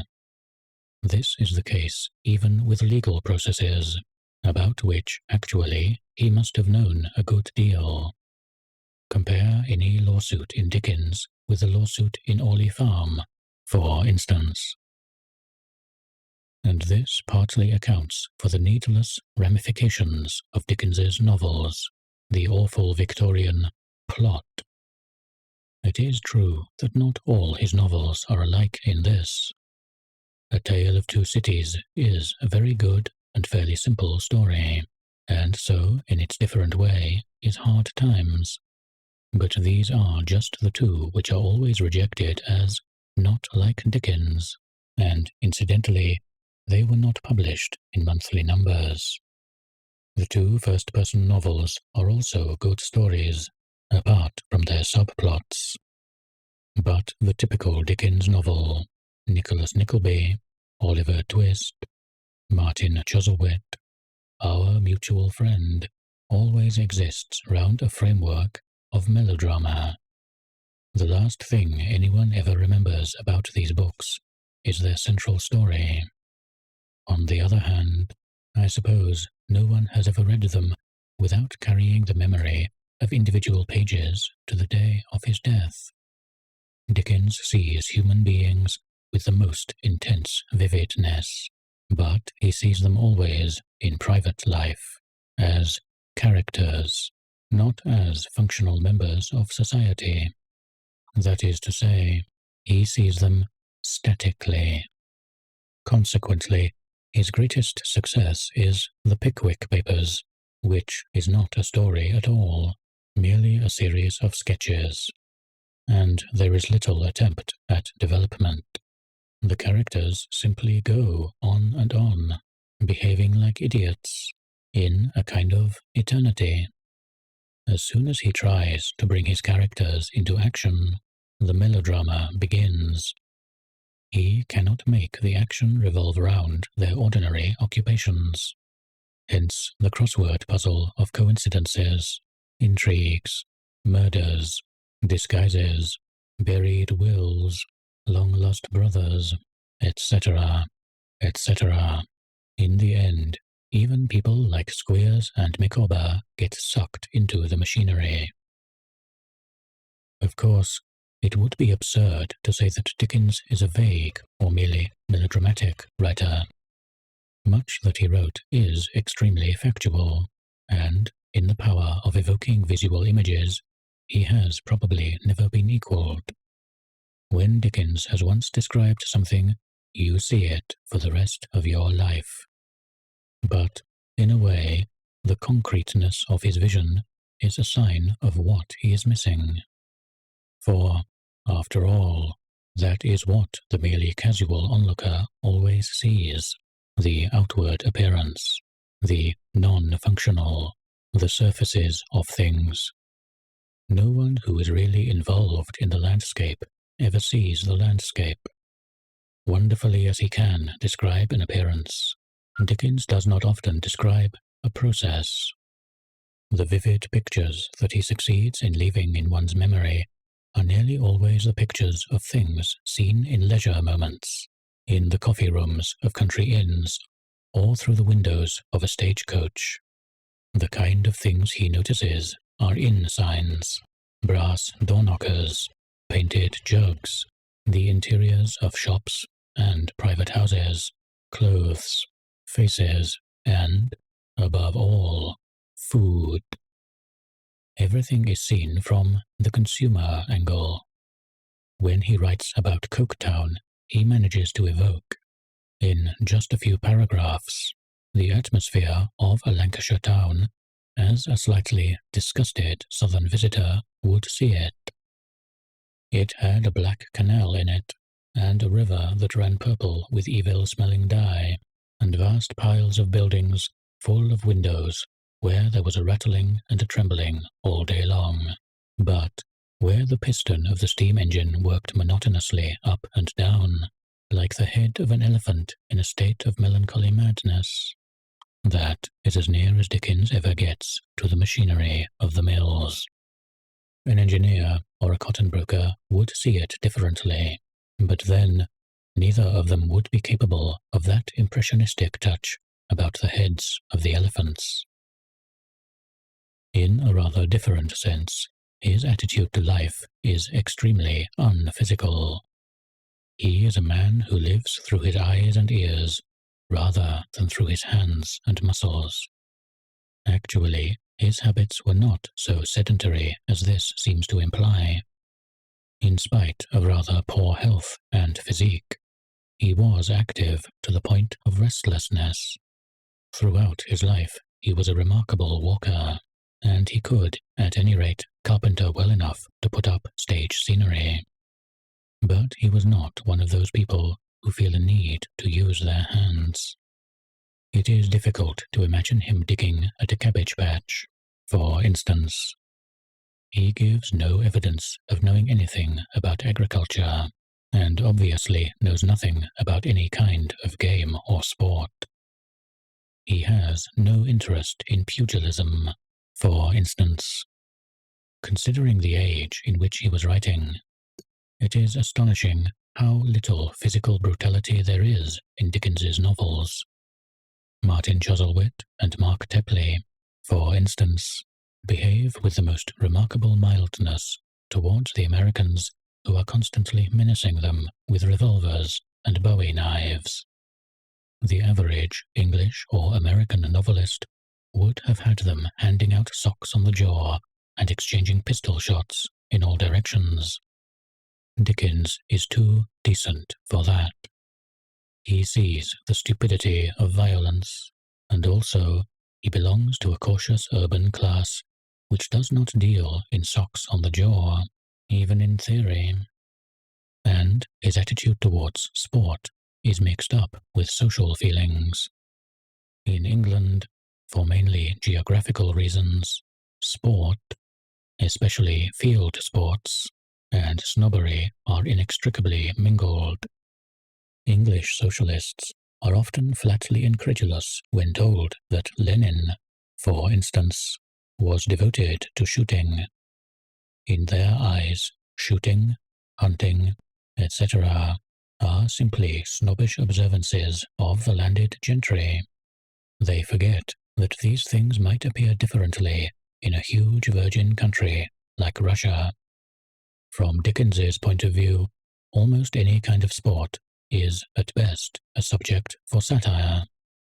Consequently, one side of 19th century life, the boxing, racing, cockfighting, badger digging, poaching, rat-catching side of life, so wonderfully embalmed in Leech's illustrations to Surtees, is outside his scope. What is more striking, in a seemingly progressive radical, is that he is not mechanically minded. He shows no interest either in the details of machinery or in the things machinery can do. As Gissing remarks, Dickens nowhere describes a railway journey with anything like the enthusiasm he shows in describing journeys by stagecoach. In nearly all of his books, one has the curious feeling that one is living in the first quarter of the 19th century, and, in fact, he does tend to return to this period.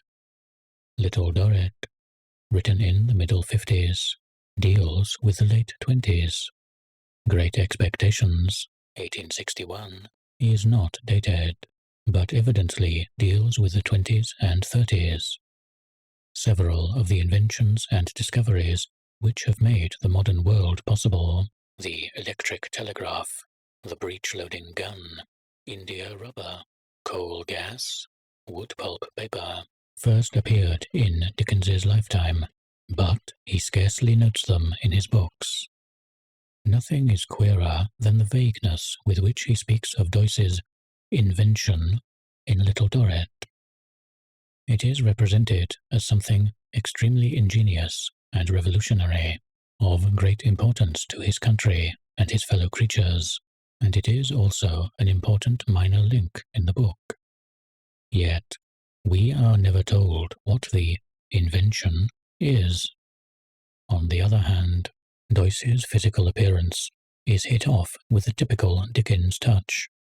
He has a peculiar way of moving his thumb, a way characteristic of engineers. After that, Doyce is firmly anchored in one's memory. But, as usual, Dickens has done it by fastening on something external. There are people, Tennyson is an example, who lack the mechanical faculty, but can see the social possibilities of machinery. Dickens has not this stamp of mind. He shows very little consciousness of the future. When he speaks of human progress, it is usually in terms of moral progress, men growing better. Probably he would never admit that men are only as good as their technical development allows them to be. At this point, the gap between Dickens and his modern analogue, H.G. Wells, is at its widest. Wells wears the future around his neck like a millstone, but Dickens's unscientific cast of mind is just as damaging in a different way. What does it take to make any positive attitude more difficult for him? He is hostile to the feudal, agricultural past, and not in real touch with the industrial present. Well, then, all that remains is the future, meaning science, progress, and so forth, which hardly enters into his thoughts. Therefore, while attacking everything in sight, he has no definable standard of comparison. As I have pointed out already, he attacks the current educational system with perfect justice, and yet, after all, he has no remedy to offer except kindlier schoolmasters. Why did he not indicate what a school might have been? Why did he not have his own sons educated according to some plan of his own, instead of sending them to public schools to be stuffed with Greek? Because he lacked that kind of imagination. He has an infallible moral sense, but very little intellectual curiosity. And here one comes upon something which really is an enormous deficiency in Dickens, something that really does make the 19th century seem remote from us, that he has no ideal of work. With the doubtful exception of David Copperfield, merely Dickens himself, one cannot point to a single one of his central characters who is primarily interested in his job. His heroes work in order to make a living and to marry the heroine, not because they feel a passionate interest in one particular subject. Martin Chuzzlewit, for instance, is not burning with zeal to be an architect. He might just as well be a doctor or a barrister. In any case, in the typical Dickens novel, the Deus ex machina enters with a bag of gold in the last chapter, and the hero is absolved from further struggle. The feeling, this is what I came into the world to do. Everything else is uninteresting. I will do this, even if it means starvation, which turns men of differing temperaments into scientists, inventors, artists, priests, explorers, and revolutionaries. This motif is almost entirely absent from Dickens's books. He himself, as is well known, worked like a slave and believed in his work as few novelists have ever done. But there seems to be no calling except novel writing, and perhaps acting, towards which he can imagine this kind of devotion. And, after all, it is natural enough, considering his rather negative attitude towards society.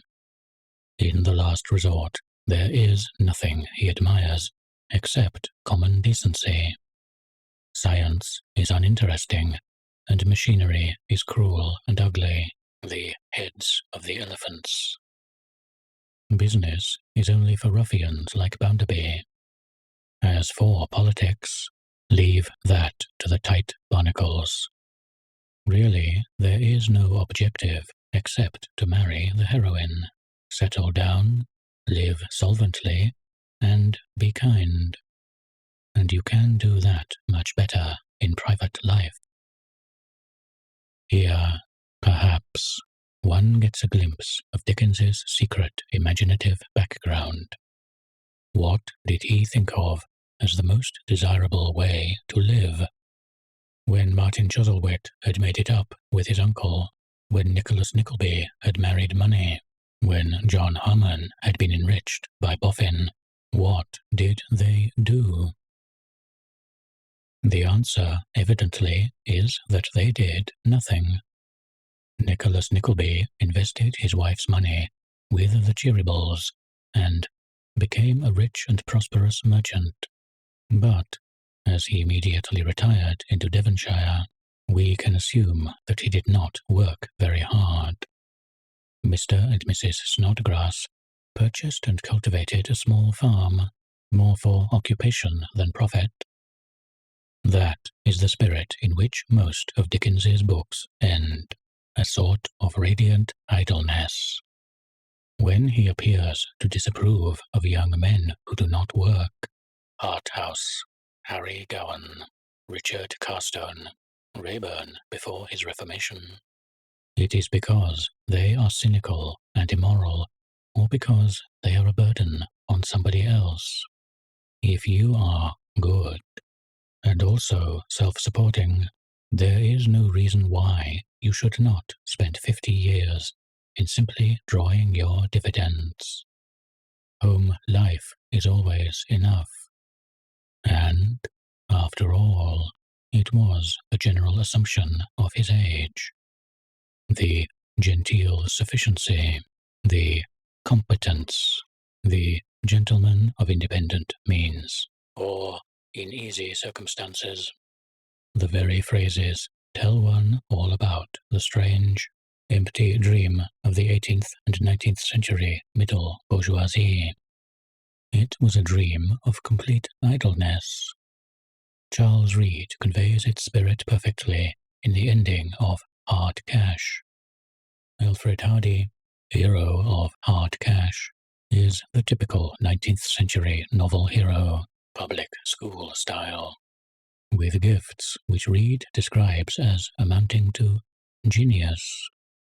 He is an old Etonian and a scholar of Oxford. He knows most of the Greek and Latin classics by heart. He can box with prize fighters and win the diamond sculls at Henley. He goes through incredible adventures in which, of course, he behaves with faultless heroism, and then, at the age of 25, he inherits a fortune, marries his Julia Dodd, and settles down in the suburbs of Liverpool, in the same house as his parents-in-law. They all lived together at Albion Villa, thanks to Alfred. Oh, you happy little villa! You were as like paradise as any mortal dwelling can be. A day came, however, when your walls could no longer hold all the happy inmates. Julia presented Alfred with a lovely boy. Enter 2 nurses, and the villa showed symptoms of bursting. 2 months more, and he and his wife overflowed into the next villa. It was but 20 yards off, and there was a double reason for the migration. As often happens after a long separation, Heaven bestowed on Captain and Mrs. Dodd another infant to play about their knees, etc., etc., etc.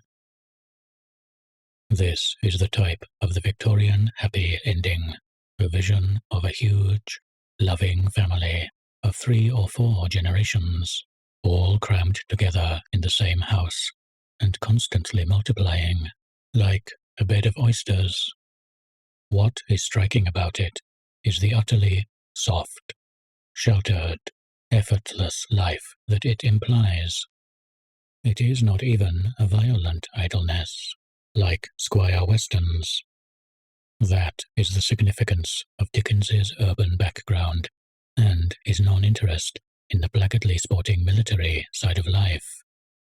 His heroes, once they had come into money and settled down, would not only do no work, they would not even ride, hunt, shoot, fight duels, elope with actresses, or lose money at the races. They would simply live at home in feather-bed respectability, and preferably next door to a blood relation living exactly the same life. The first act of Nicholas, when he became a rich and prosperous merchant, was to buy his father's old house. As time crept on, and there came about him a group of lovely children, it was altered and enlarged. But none of the old rooms were ever pulled down. No old tree was ever rooted up. Nothing with which there was any association of bygone times was ever removed or changed. Within a stone's throw was another retreat, enlivened by children's pleasant voices too, and here was Kate. The same true, gentle creature, the same fond sister, the same in the love of all about her as in her girlish days. It is the same incestuous atmosphere as in the passage quoted from Reed. And evidently, this is Dickens's ideal ending. It is perfectly attained in Nicholas Nickleby, Martin Chuzzlewit, and Pickwick, and it is approximated to in varying degrees in almost all the others. The exceptions are Hard Times and Great Expectations. The latter actually has a happy ending, but it contradicts the general tendency of the book, and it was put in at the request of Bulwer Lytton. The ideal to be striven after, then, appears to be something like this: £100,000, a quaint old house with plenty of ivy on it, a sweetly womanly wife, a horde of children, and no work. Everything is safe, soft, peaceful, and, above all, domestic. In the moss-grown churchyard down the road are the graves of the loved ones who passed away before the happy ending happened. The servants are comic and feudal. The children prattle round your feet. The old friends sit at your fireside, talking of past days. There is the endless succession of enormous meals, the cold punch and sherry negus, the feather beds and warming pans, the Christmas parties with charades and blind man's buff. But nothing ever happens, except the yearly childbirth. The curious thing is that it is a genuinely happy picture, or so Dickens is able to make it appear. The thought of that kind of existence is satisfying to him. This alone would be enough to tell one that more than 100 years have passed since Dickens's first book was written. No modern man could combine such purposelessness with so much vitality.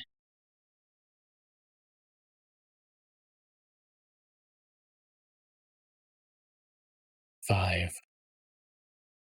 By this time, anyone who is a lover of Dickens, and who has read as far as this, will probably be angry with me. I have been discussing Dickens simply in terms of his message, and almost ignoring his literary qualities. But every writer, especially every novelist, has a message, whether he admits it or not, and the minutest details of his work are influenced by it. All art is propaganda. Neither Dickens himself nor the majority of Victorian novelists would have thought of denying this. On the other hand, not all propaganda is art. As I said earlier, Dickens is one of those writers who are felt to be worth stealing. He has been stolen by Marxists, by Catholics, and, above all, by conservatives. The question is, what is there to steal? Why does anyone care about Dickens? Why do I care about Dickens? That kind of question is never easy to answer. As a rule, an aesthetic preference is either something inexplicable, or it is so corrupted by non-aesthetic motives as to make one wonder whether the whole of literary criticism is not a huge network of humbug. In Dickens's case, the complicating factor is his familiarity. He happens to be one of those great authors who are ladled down everyone's throat in childhood. At the time, this causes rebellion and vomiting, but it may have different after-effects in later life. For instance, nearly everyone feels a sneaking affection for the patriotic poems that he learned by heart as a child. Ye Mariners of England, The Charge of the Light Brigade, and so forth. What one enjoys is not so much the poems themselves as the memories they call up. And with Dickens, the same forces of association are at work. Probably there are copies of one or two of his books lying about in an actual majority of English homes. Many children begin to know his characters by sight before they can even read. For, on the whole, Dickens was lucky in his illustrators. A thing that is absorbed as early as that does not come up against any critical judgment. And when one thinks of this, one thinks of all that is bad and silly in Dickens, the cast-iron plots, the characters who don't come off, the longueurs, the paragraphs in blank verse, the awful pages of pathos. And then the thought arises, when I say I like Dickens, do I simply mean that I like thinking about my childhood? Is Dickens merely an institution? If so, he is an institution that there is no getting away from. How often one really thinks about any writer, even a writer one cares for, is a difficult thing to decide. But I should doubt whether anyone who has actually read Dickens can go a week without remembering him in one context or another. Whether you approve of him or not, he is there, like the Nelson column. At any moment, some scene or character, which may come from some book you cannot even remember the name of, is liable to drop into your mind. Micawber's letters, Winkle in the witness box, Mrs. Gamp, Mrs. Wycherley and Sir Tumley Snuffim, Todgers's. George Gissing said that when he passed the monument, it was never of the fire of London that he thought, always of Todgers's. Mrs. Leo Hunter, Squeers, Silas Wegg and the Decline and Fall-Off of the Russian Empire, Miss Mills and the Desert of Sahara, Wopsle acting Hamlet, Mrs. Jellyby, Mantalini, Jerry Cruncher, Barkis, Pumblechook, Tracy Tupman, Skimpole, Joe Gargery, Pecksniff, and so it goes on and on. It is not so much a series of books, it is more like a world. And not a purely comic world either, for part of what one remembers in Dickens is his Victorian morbidness and necrophilia and the blood and thunder scenes, the death of Sykes, Crook's spontaneous combustion, Fagin in the condemned cell, the women knitting round the guillotine. To a surprising extent, all this has entered even into the minds of people who do not care about it. A music hall comedian can, or at any rate could until quite recently, go on the stage and impersonate Micawber or Mrs. Gamp with a fair certainty of being understood, although not 1 in 20 of the audience had ever read a book of Dickens's right through. Even people who affect to despise him quote him unconsciously. Dickens is a writer who can be imitated, up to a certain point. In genuinely popular literature, for instance, the Elephant and Castle version of Sweeney Todd, he has been plagiarized quite shamelessly. What has been imitated, however, is simply a tradition that Dickens himself took from earlier novelists and developed, the cult of character, i.e., eccentricity. The thing that cannot be imitated is his fertility of invention, which is invention not so much of characters, still less of situations, as of turns of phrase and concrete details. The outstanding, unmistakable mark of Dickens's writing is the unnecessary detail. Here is an example of what I mean. The story given below is not particularly funny, but there is one phrase in it that is as individual as a fingerprint. Mr. Jack Hopkins, at Bob Sawyer's party, is telling the story of the child who swallowed its sister's necklace. Next day, child swallowed 2 beads.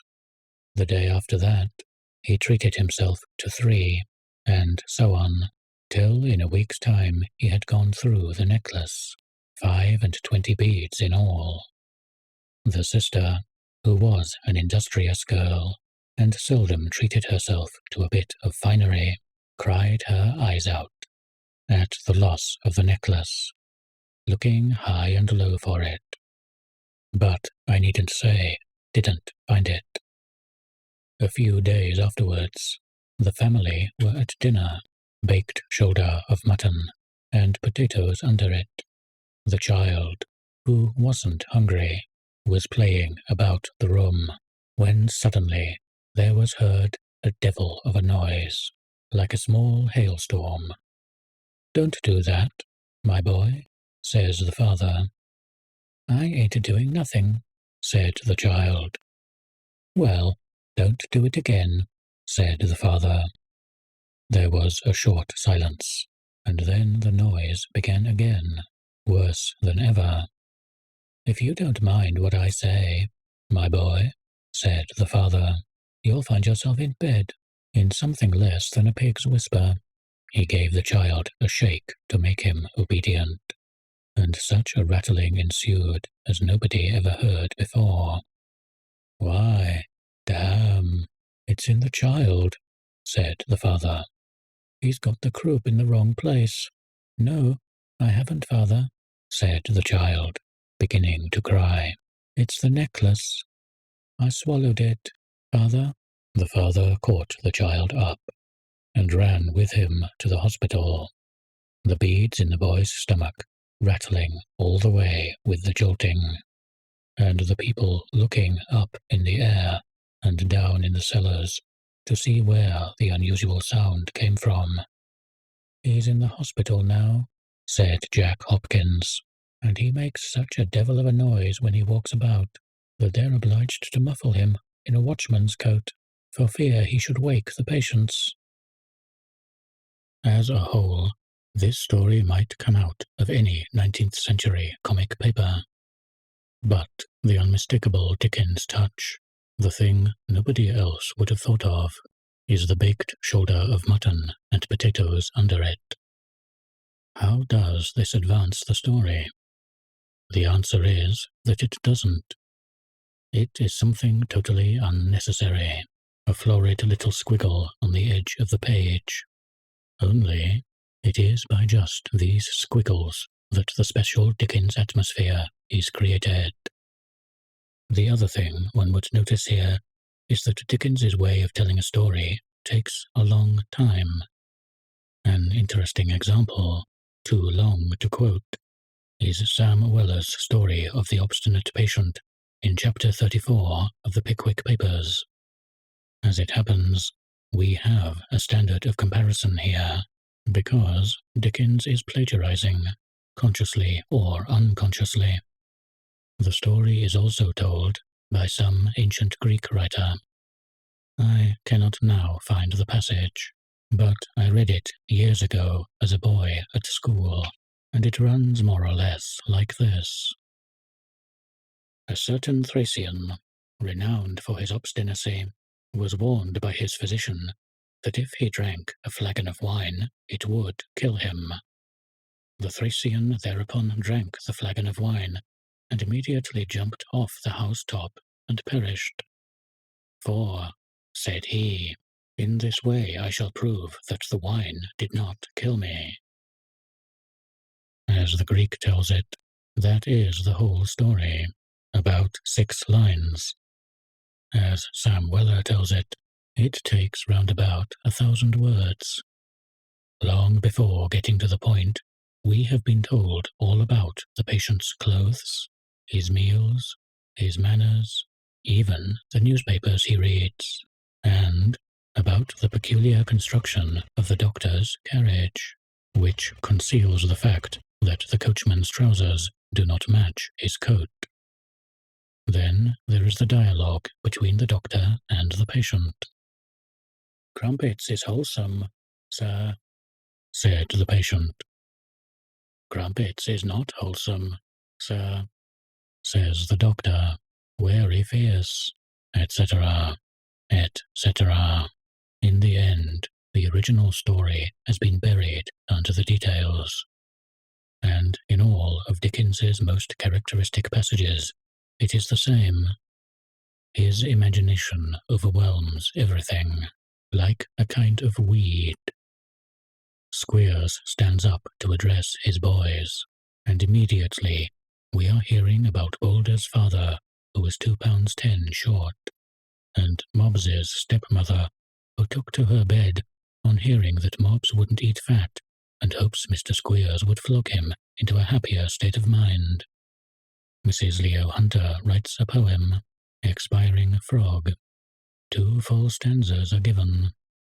Boffin takes a fancy to pose as a miser, and instantly we are down among the squalid biographies of 18th century misers, with names like Vulture Hopkins and the Reverend Blueberry Jones, and chapter headings like The Story of the Mutton Pies and The Treasures of a Dunghill. Mrs. Harris, who does not even exist, has more detail piled onto her than any 3 characters in an ordinary novel. Merely in the middle of a sentence we learn, for instance, that her infant nephew had been seen in a bottle at Greenwich Fair, along with the pink-eyed lady, the Prussian dwarf, and the living skeleton. Joe Gargery describes how the robbers broke into the house of Pumblechook, the corn and seed merchant, and they took his till, and they took his cash-box, and they drinked his wine, and they partook of his victuals, and they slapped his face, and they pulled his nose, and they tied him to his bedpost, and they gave him a dozen, and they stuffed his mouth full of flowering annuals to prevent his crying out. Once again, the unmistakable Dickens touch, the flowering annuals. But any other novelist would only have mentioned about half of these outrages. Everything is piled up and up, detail on detail, embroidery on embroidery. It is futile to object that this kind of thing is rococo. One might as well make the same objection to a wedding cake. Either you like it, or you do not like it. Other 19th century writers, Surtees, Barham, Thackeray, even Marryat, have something of Dickens's profuse, overflowing quality, but none of them on anything like the same scale. The appeal of all these writers now depends partly on period flavour, and though Marryat is still officially a boys' writer, and Surtees has a sort of legendary fame among hunting men, it is probable that they are read mostly by bookish people. Significantly, Dickens's most successful books, not his best books, are The Pickwick Papers, which is not a novel, and Hard Times, and A Tale of Two Cities, which are not funny. As a novelist, his natural fertility greatly hampers him, because the burlesque, which he is never able to resist, is constantly breaking into what ought to be serious situations. There is a good example of this in the opening chapter of Great Expectations. The escaped convict, Magwitch, has just captured the 6-year-old Pip in the churchyard. The scene starts terrifyingly enough from Pip's point of view. The convict, smothered in mud and with his chain trailing from his leg, suddenly starts up among the tombs, grabs the child, turns him upside down, and robs his pockets. Then he begins terrorizing him into bringing food and a file.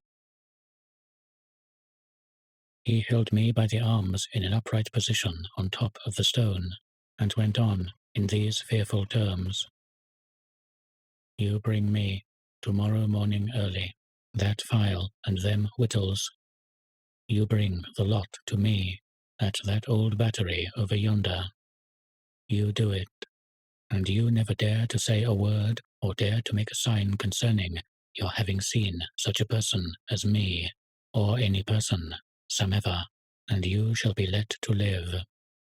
You fail, or you go from my words in any particular, no matter how small it is, and your heart and your liver shall be tore out, roasted and ate.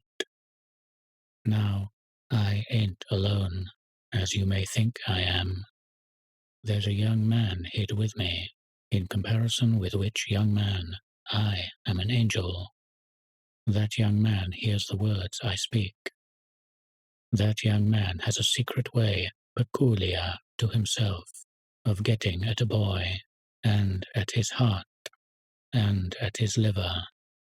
It is in vain for a boy to attempt to hide himself from that young man. A boy may lock his door, may be warm in bed, may tuck himself up, may draw the clothes over his head, may think himself comfortable and safe, but that young man will softly creep his way to him and tear him open. I am keeping that young man from harming of you at the present moment, with great difficulty. I find it very hard to hold that young man off of your inside. Now, what do you say? Here, Dickens has simply yielded to temptation.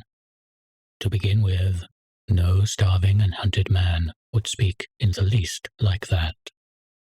Moreover, although the speech shows a remarkable knowledge of the way in which a child's mind works, its actual words are quite out of tune with what is to follow. It turns Magwitch into a sort of pantomime wicked uncle, or, if one sees him through the child's eyes, into an appalling monster. Later in the book, he is to be represented as neither, and his exaggerated gratitude, on which the plot turns, is to be incredible because of just this speech. As usual, Dickens's imagination has overwhelmed him. The picturesque details were too good to be left out. Even with the characters who are more of a piece than Magwitch, he is liable to be tripped up by some seductive phrase. Mr. Murdstone, for instance, is in the habit of ending David Copperfield's lessons every morning with a dreadful sum in arithmetic. If I go into a cheesemonger's shop and buy 5,000 double Gloucester cheeses at 4pence halfpenny each, present payment, it always begins. Once again, the typical Dickens detail, the double Gloucester cheeses. But it is far too human a touch for Murdstone. He would have made it 5,000 cash boxes. Every time this note is struck, the unity of the novel suffers. Not that it matters very much, because Dickens is obviously a writer whose parts are greater than his wholes. He is all fragments, all details, rotten architecture, but wonderful gargoyles, and never better than when he is building up some character who will, later on, be forced to act inconsistently. Of course, it is not unusual to urge against Dickens that he makes his characters behave inconsistently. Generally, he is accused of doing just the opposite. His characters are supposed to be mere types, each crudely representing some trait, and fitted with a kind of label by which you recognize him. Dickens is only a caricaturist. That is the usual accusation, and it does him both more and less than justice. To begin with, he did not think of himself as a caricaturist, and was constantly setting into action characters who ought to have been purely static. Squeers, Micawber, Mrs. Moucher, Wegg, Skimpole, Pecksniff, and many others are finally involved in plots where they are out of place and where they behave quite incredibly. They start off as magic lantern slides, and they end by getting mixed up in a third-rate movie. Sometimes one can put one's finger on a single sentence in which the original illusion is destroyed. There is such a sentence in David Copperfield. After the famous dinner party, the one where the leg of mutton was underdone, David is showing his guests out. He stops Traddles at the top of the stairs. "Traddles," said I, "Mr. Micawber don't mean any harm, poor fellow. But if I were you, I wouldn't lend him anything." "My dear Copperfield," returned Traddles, smiling, "I haven't got anything to lend." "You have got a name, you know," said I. At the place where one reads it, this remark jars a little, though something of the kind was inevitable sooner or later. The story is a fairly realistic one, and David is growing up. Ultimately, he is bound to see Mr. Micawber for what he is, a cadging scoundrel. Afterwards, of course, Dickens's sentimentality overcomes him, and Micawber is made to turn over a new leaf. But from then on, the original Micawber is never quite recaptured, in spite of desperate efforts.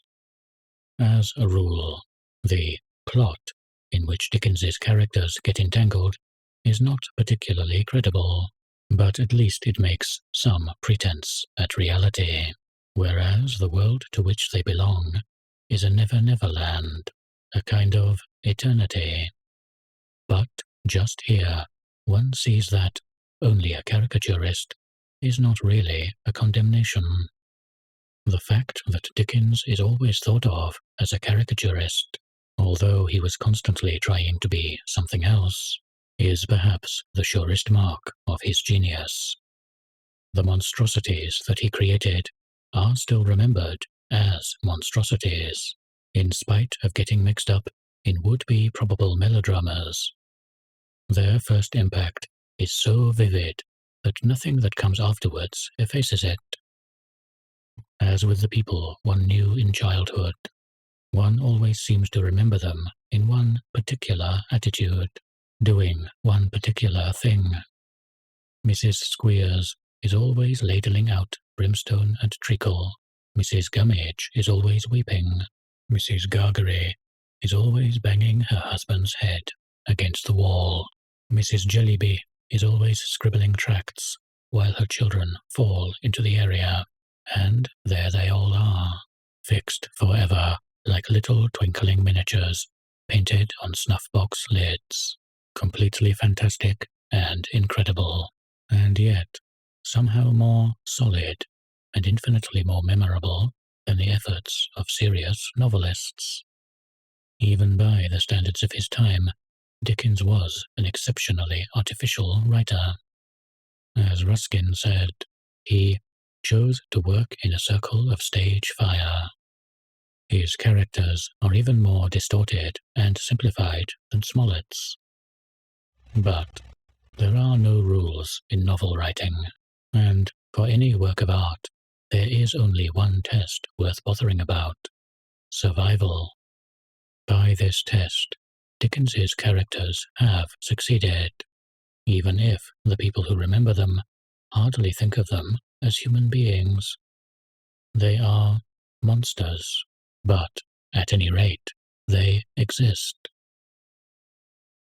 But all the same, there is a disadvantage in writing about monsters. It amounts to this, that it is only certain moods that Dickens can speak to. There are large areas of the human mind that he never touches. There is no poetic feeling anywhere in his books, and no genuine tragedy, and even sexual love is almost outside his scope. Actually, His books are not so sexless as they are sometimes declared to be, and, considering the time in which he was writing, he is reasonably frank. But there is not a trace in him of the feeling that one finds in Manon Lescaut, Salammbô, Carmen, Wuthering Heights. According to Aldous Huxley, D.H. Lawrence once said that Balzac was a gigantic dwarf, and, in a sense, the same is true of Dickens. There are whole worlds which he either knows nothing about or does not wish to mention. Except in a rather roundabout way, one cannot learn very much from Dickens.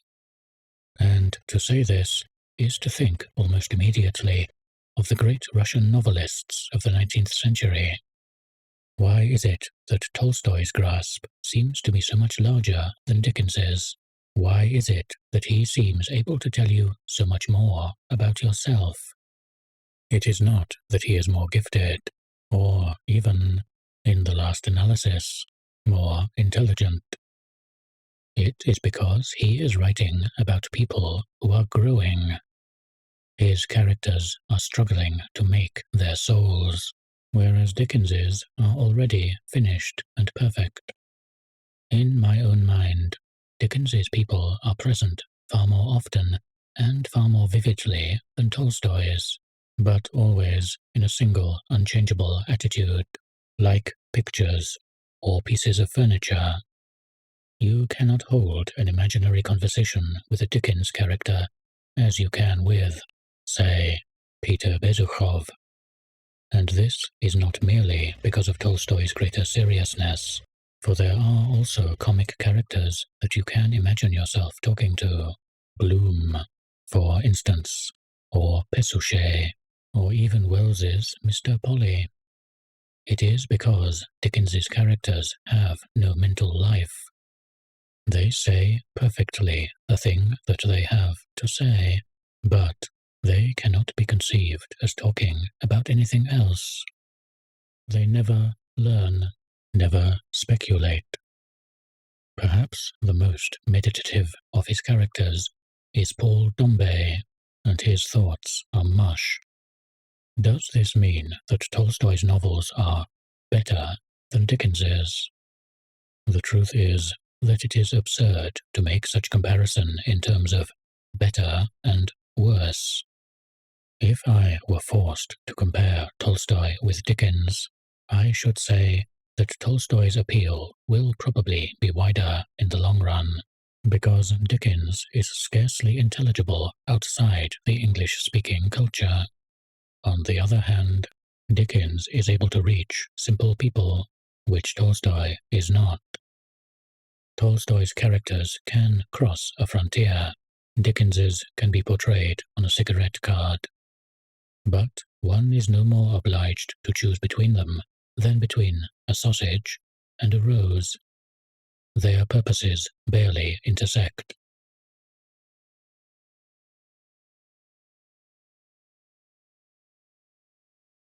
6.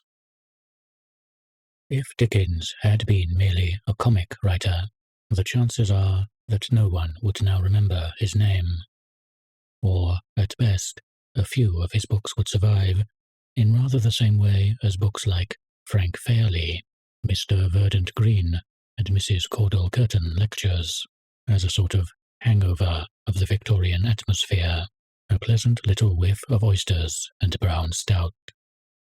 Who has not felt sometimes that it was a pity that Dickens ever deserted the vein of Pickwick for things like Little Dorrit and Hard Times?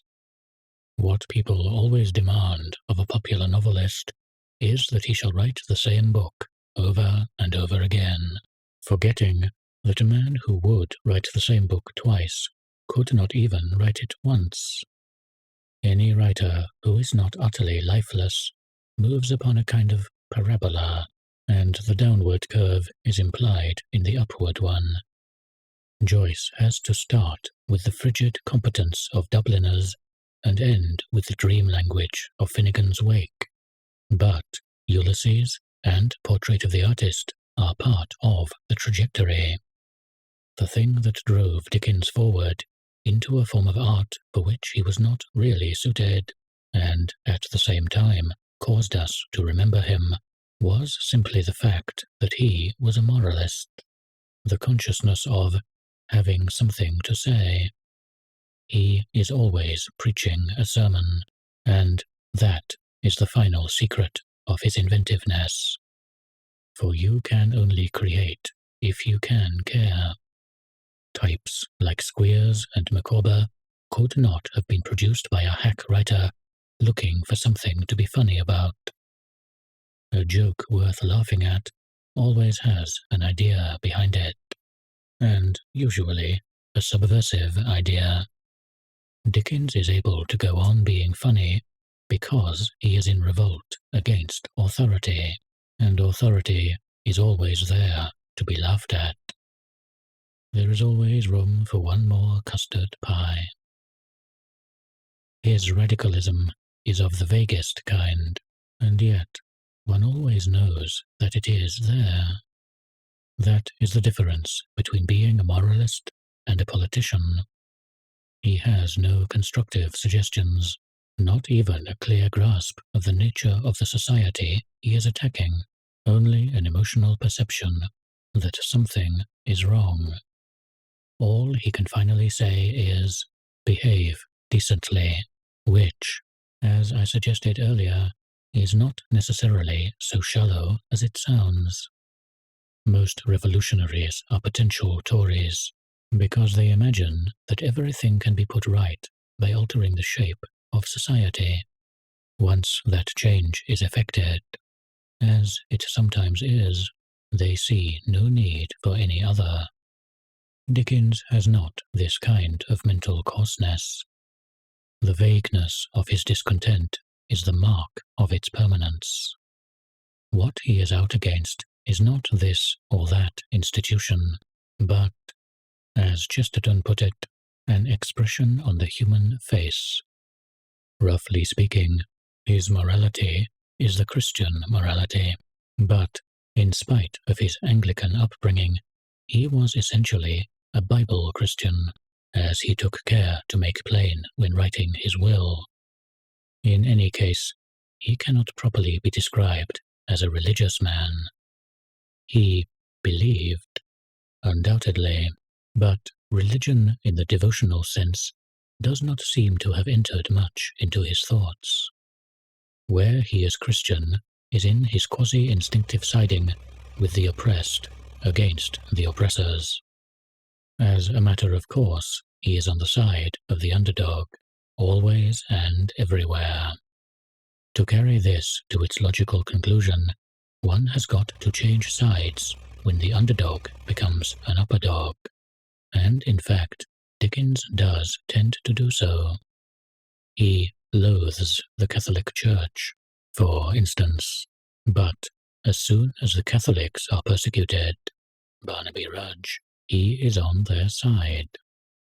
He loathes the aristocratic class even more, but as soon as they are really overthrown, the revolutionary chapters in A Tale of Two Cities, his sympathies swing round. Whenever he departs from this emotional attitude, he goes astray. A well-known example is the ending of David Copperfield, in which everyone who reads it feels that something has gone wrong. What is wrong is that the closing chapters are pervaded, faintly but noticeably, by the cult of success. It is the gospel according to Smiles, instead of the gospel according to Dickens. The attractive, out-at-elbow characters are got rid of. Micawber makes a fortune. Heap gets into prison. Both of these events are flagrantly impossible, and even Dora is killed off to make way for Agnes. If you like, you can read Dora as Dickens's wife and Agnes as his sister-in-law, but the essential point is that Dickens has turned respectable and done violence to his own nature.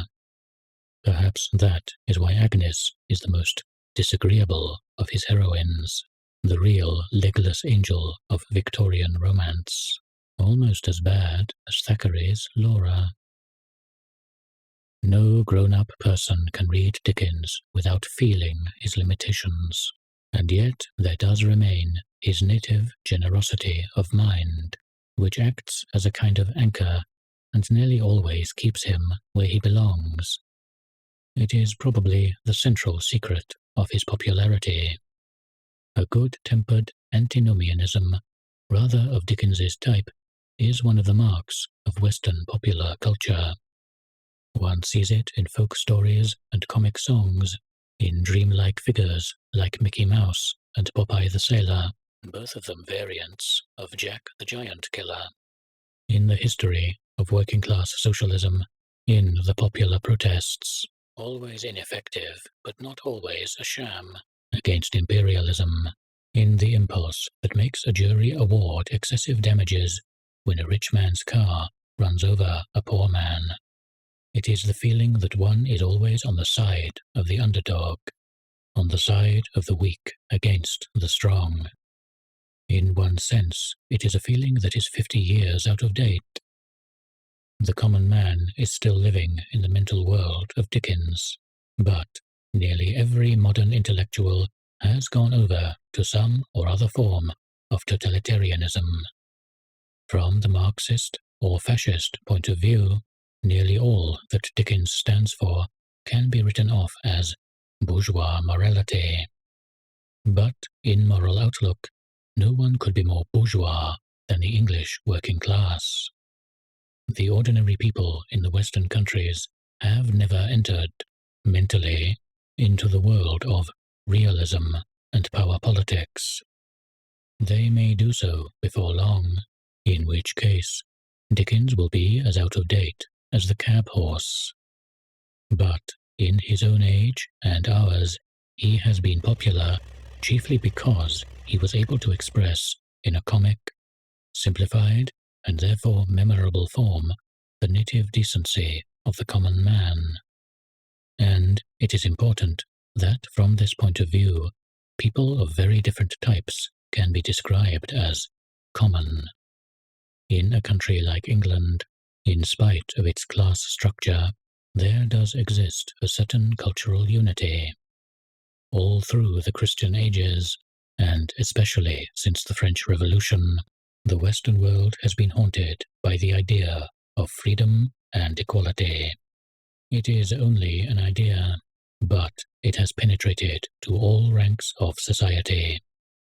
The most atrocious injustices, cruelties, lies, snobberies exist everywhere, but there are not many people who can regard these things with the same indifference as, say, a Roman slave owner. Even the millionaire suffers from a vague sense of guilt, like a dog eating a stolen leg of mutton. Nearly everyone, whatever his actual conduct may be, responds emotionally to the idea of human brotherhood. Dickens voiced a code which was, and on the whole still is, believed in, even by people who violate it. It is otherwise difficult to explain why he could be both read by working people, a thing that has happened to no other novelist of his stature, and buried in Westminster Abbey. When one reads any strongly individual piece of writing, one has the impression of seeing a face somewhere behind the page.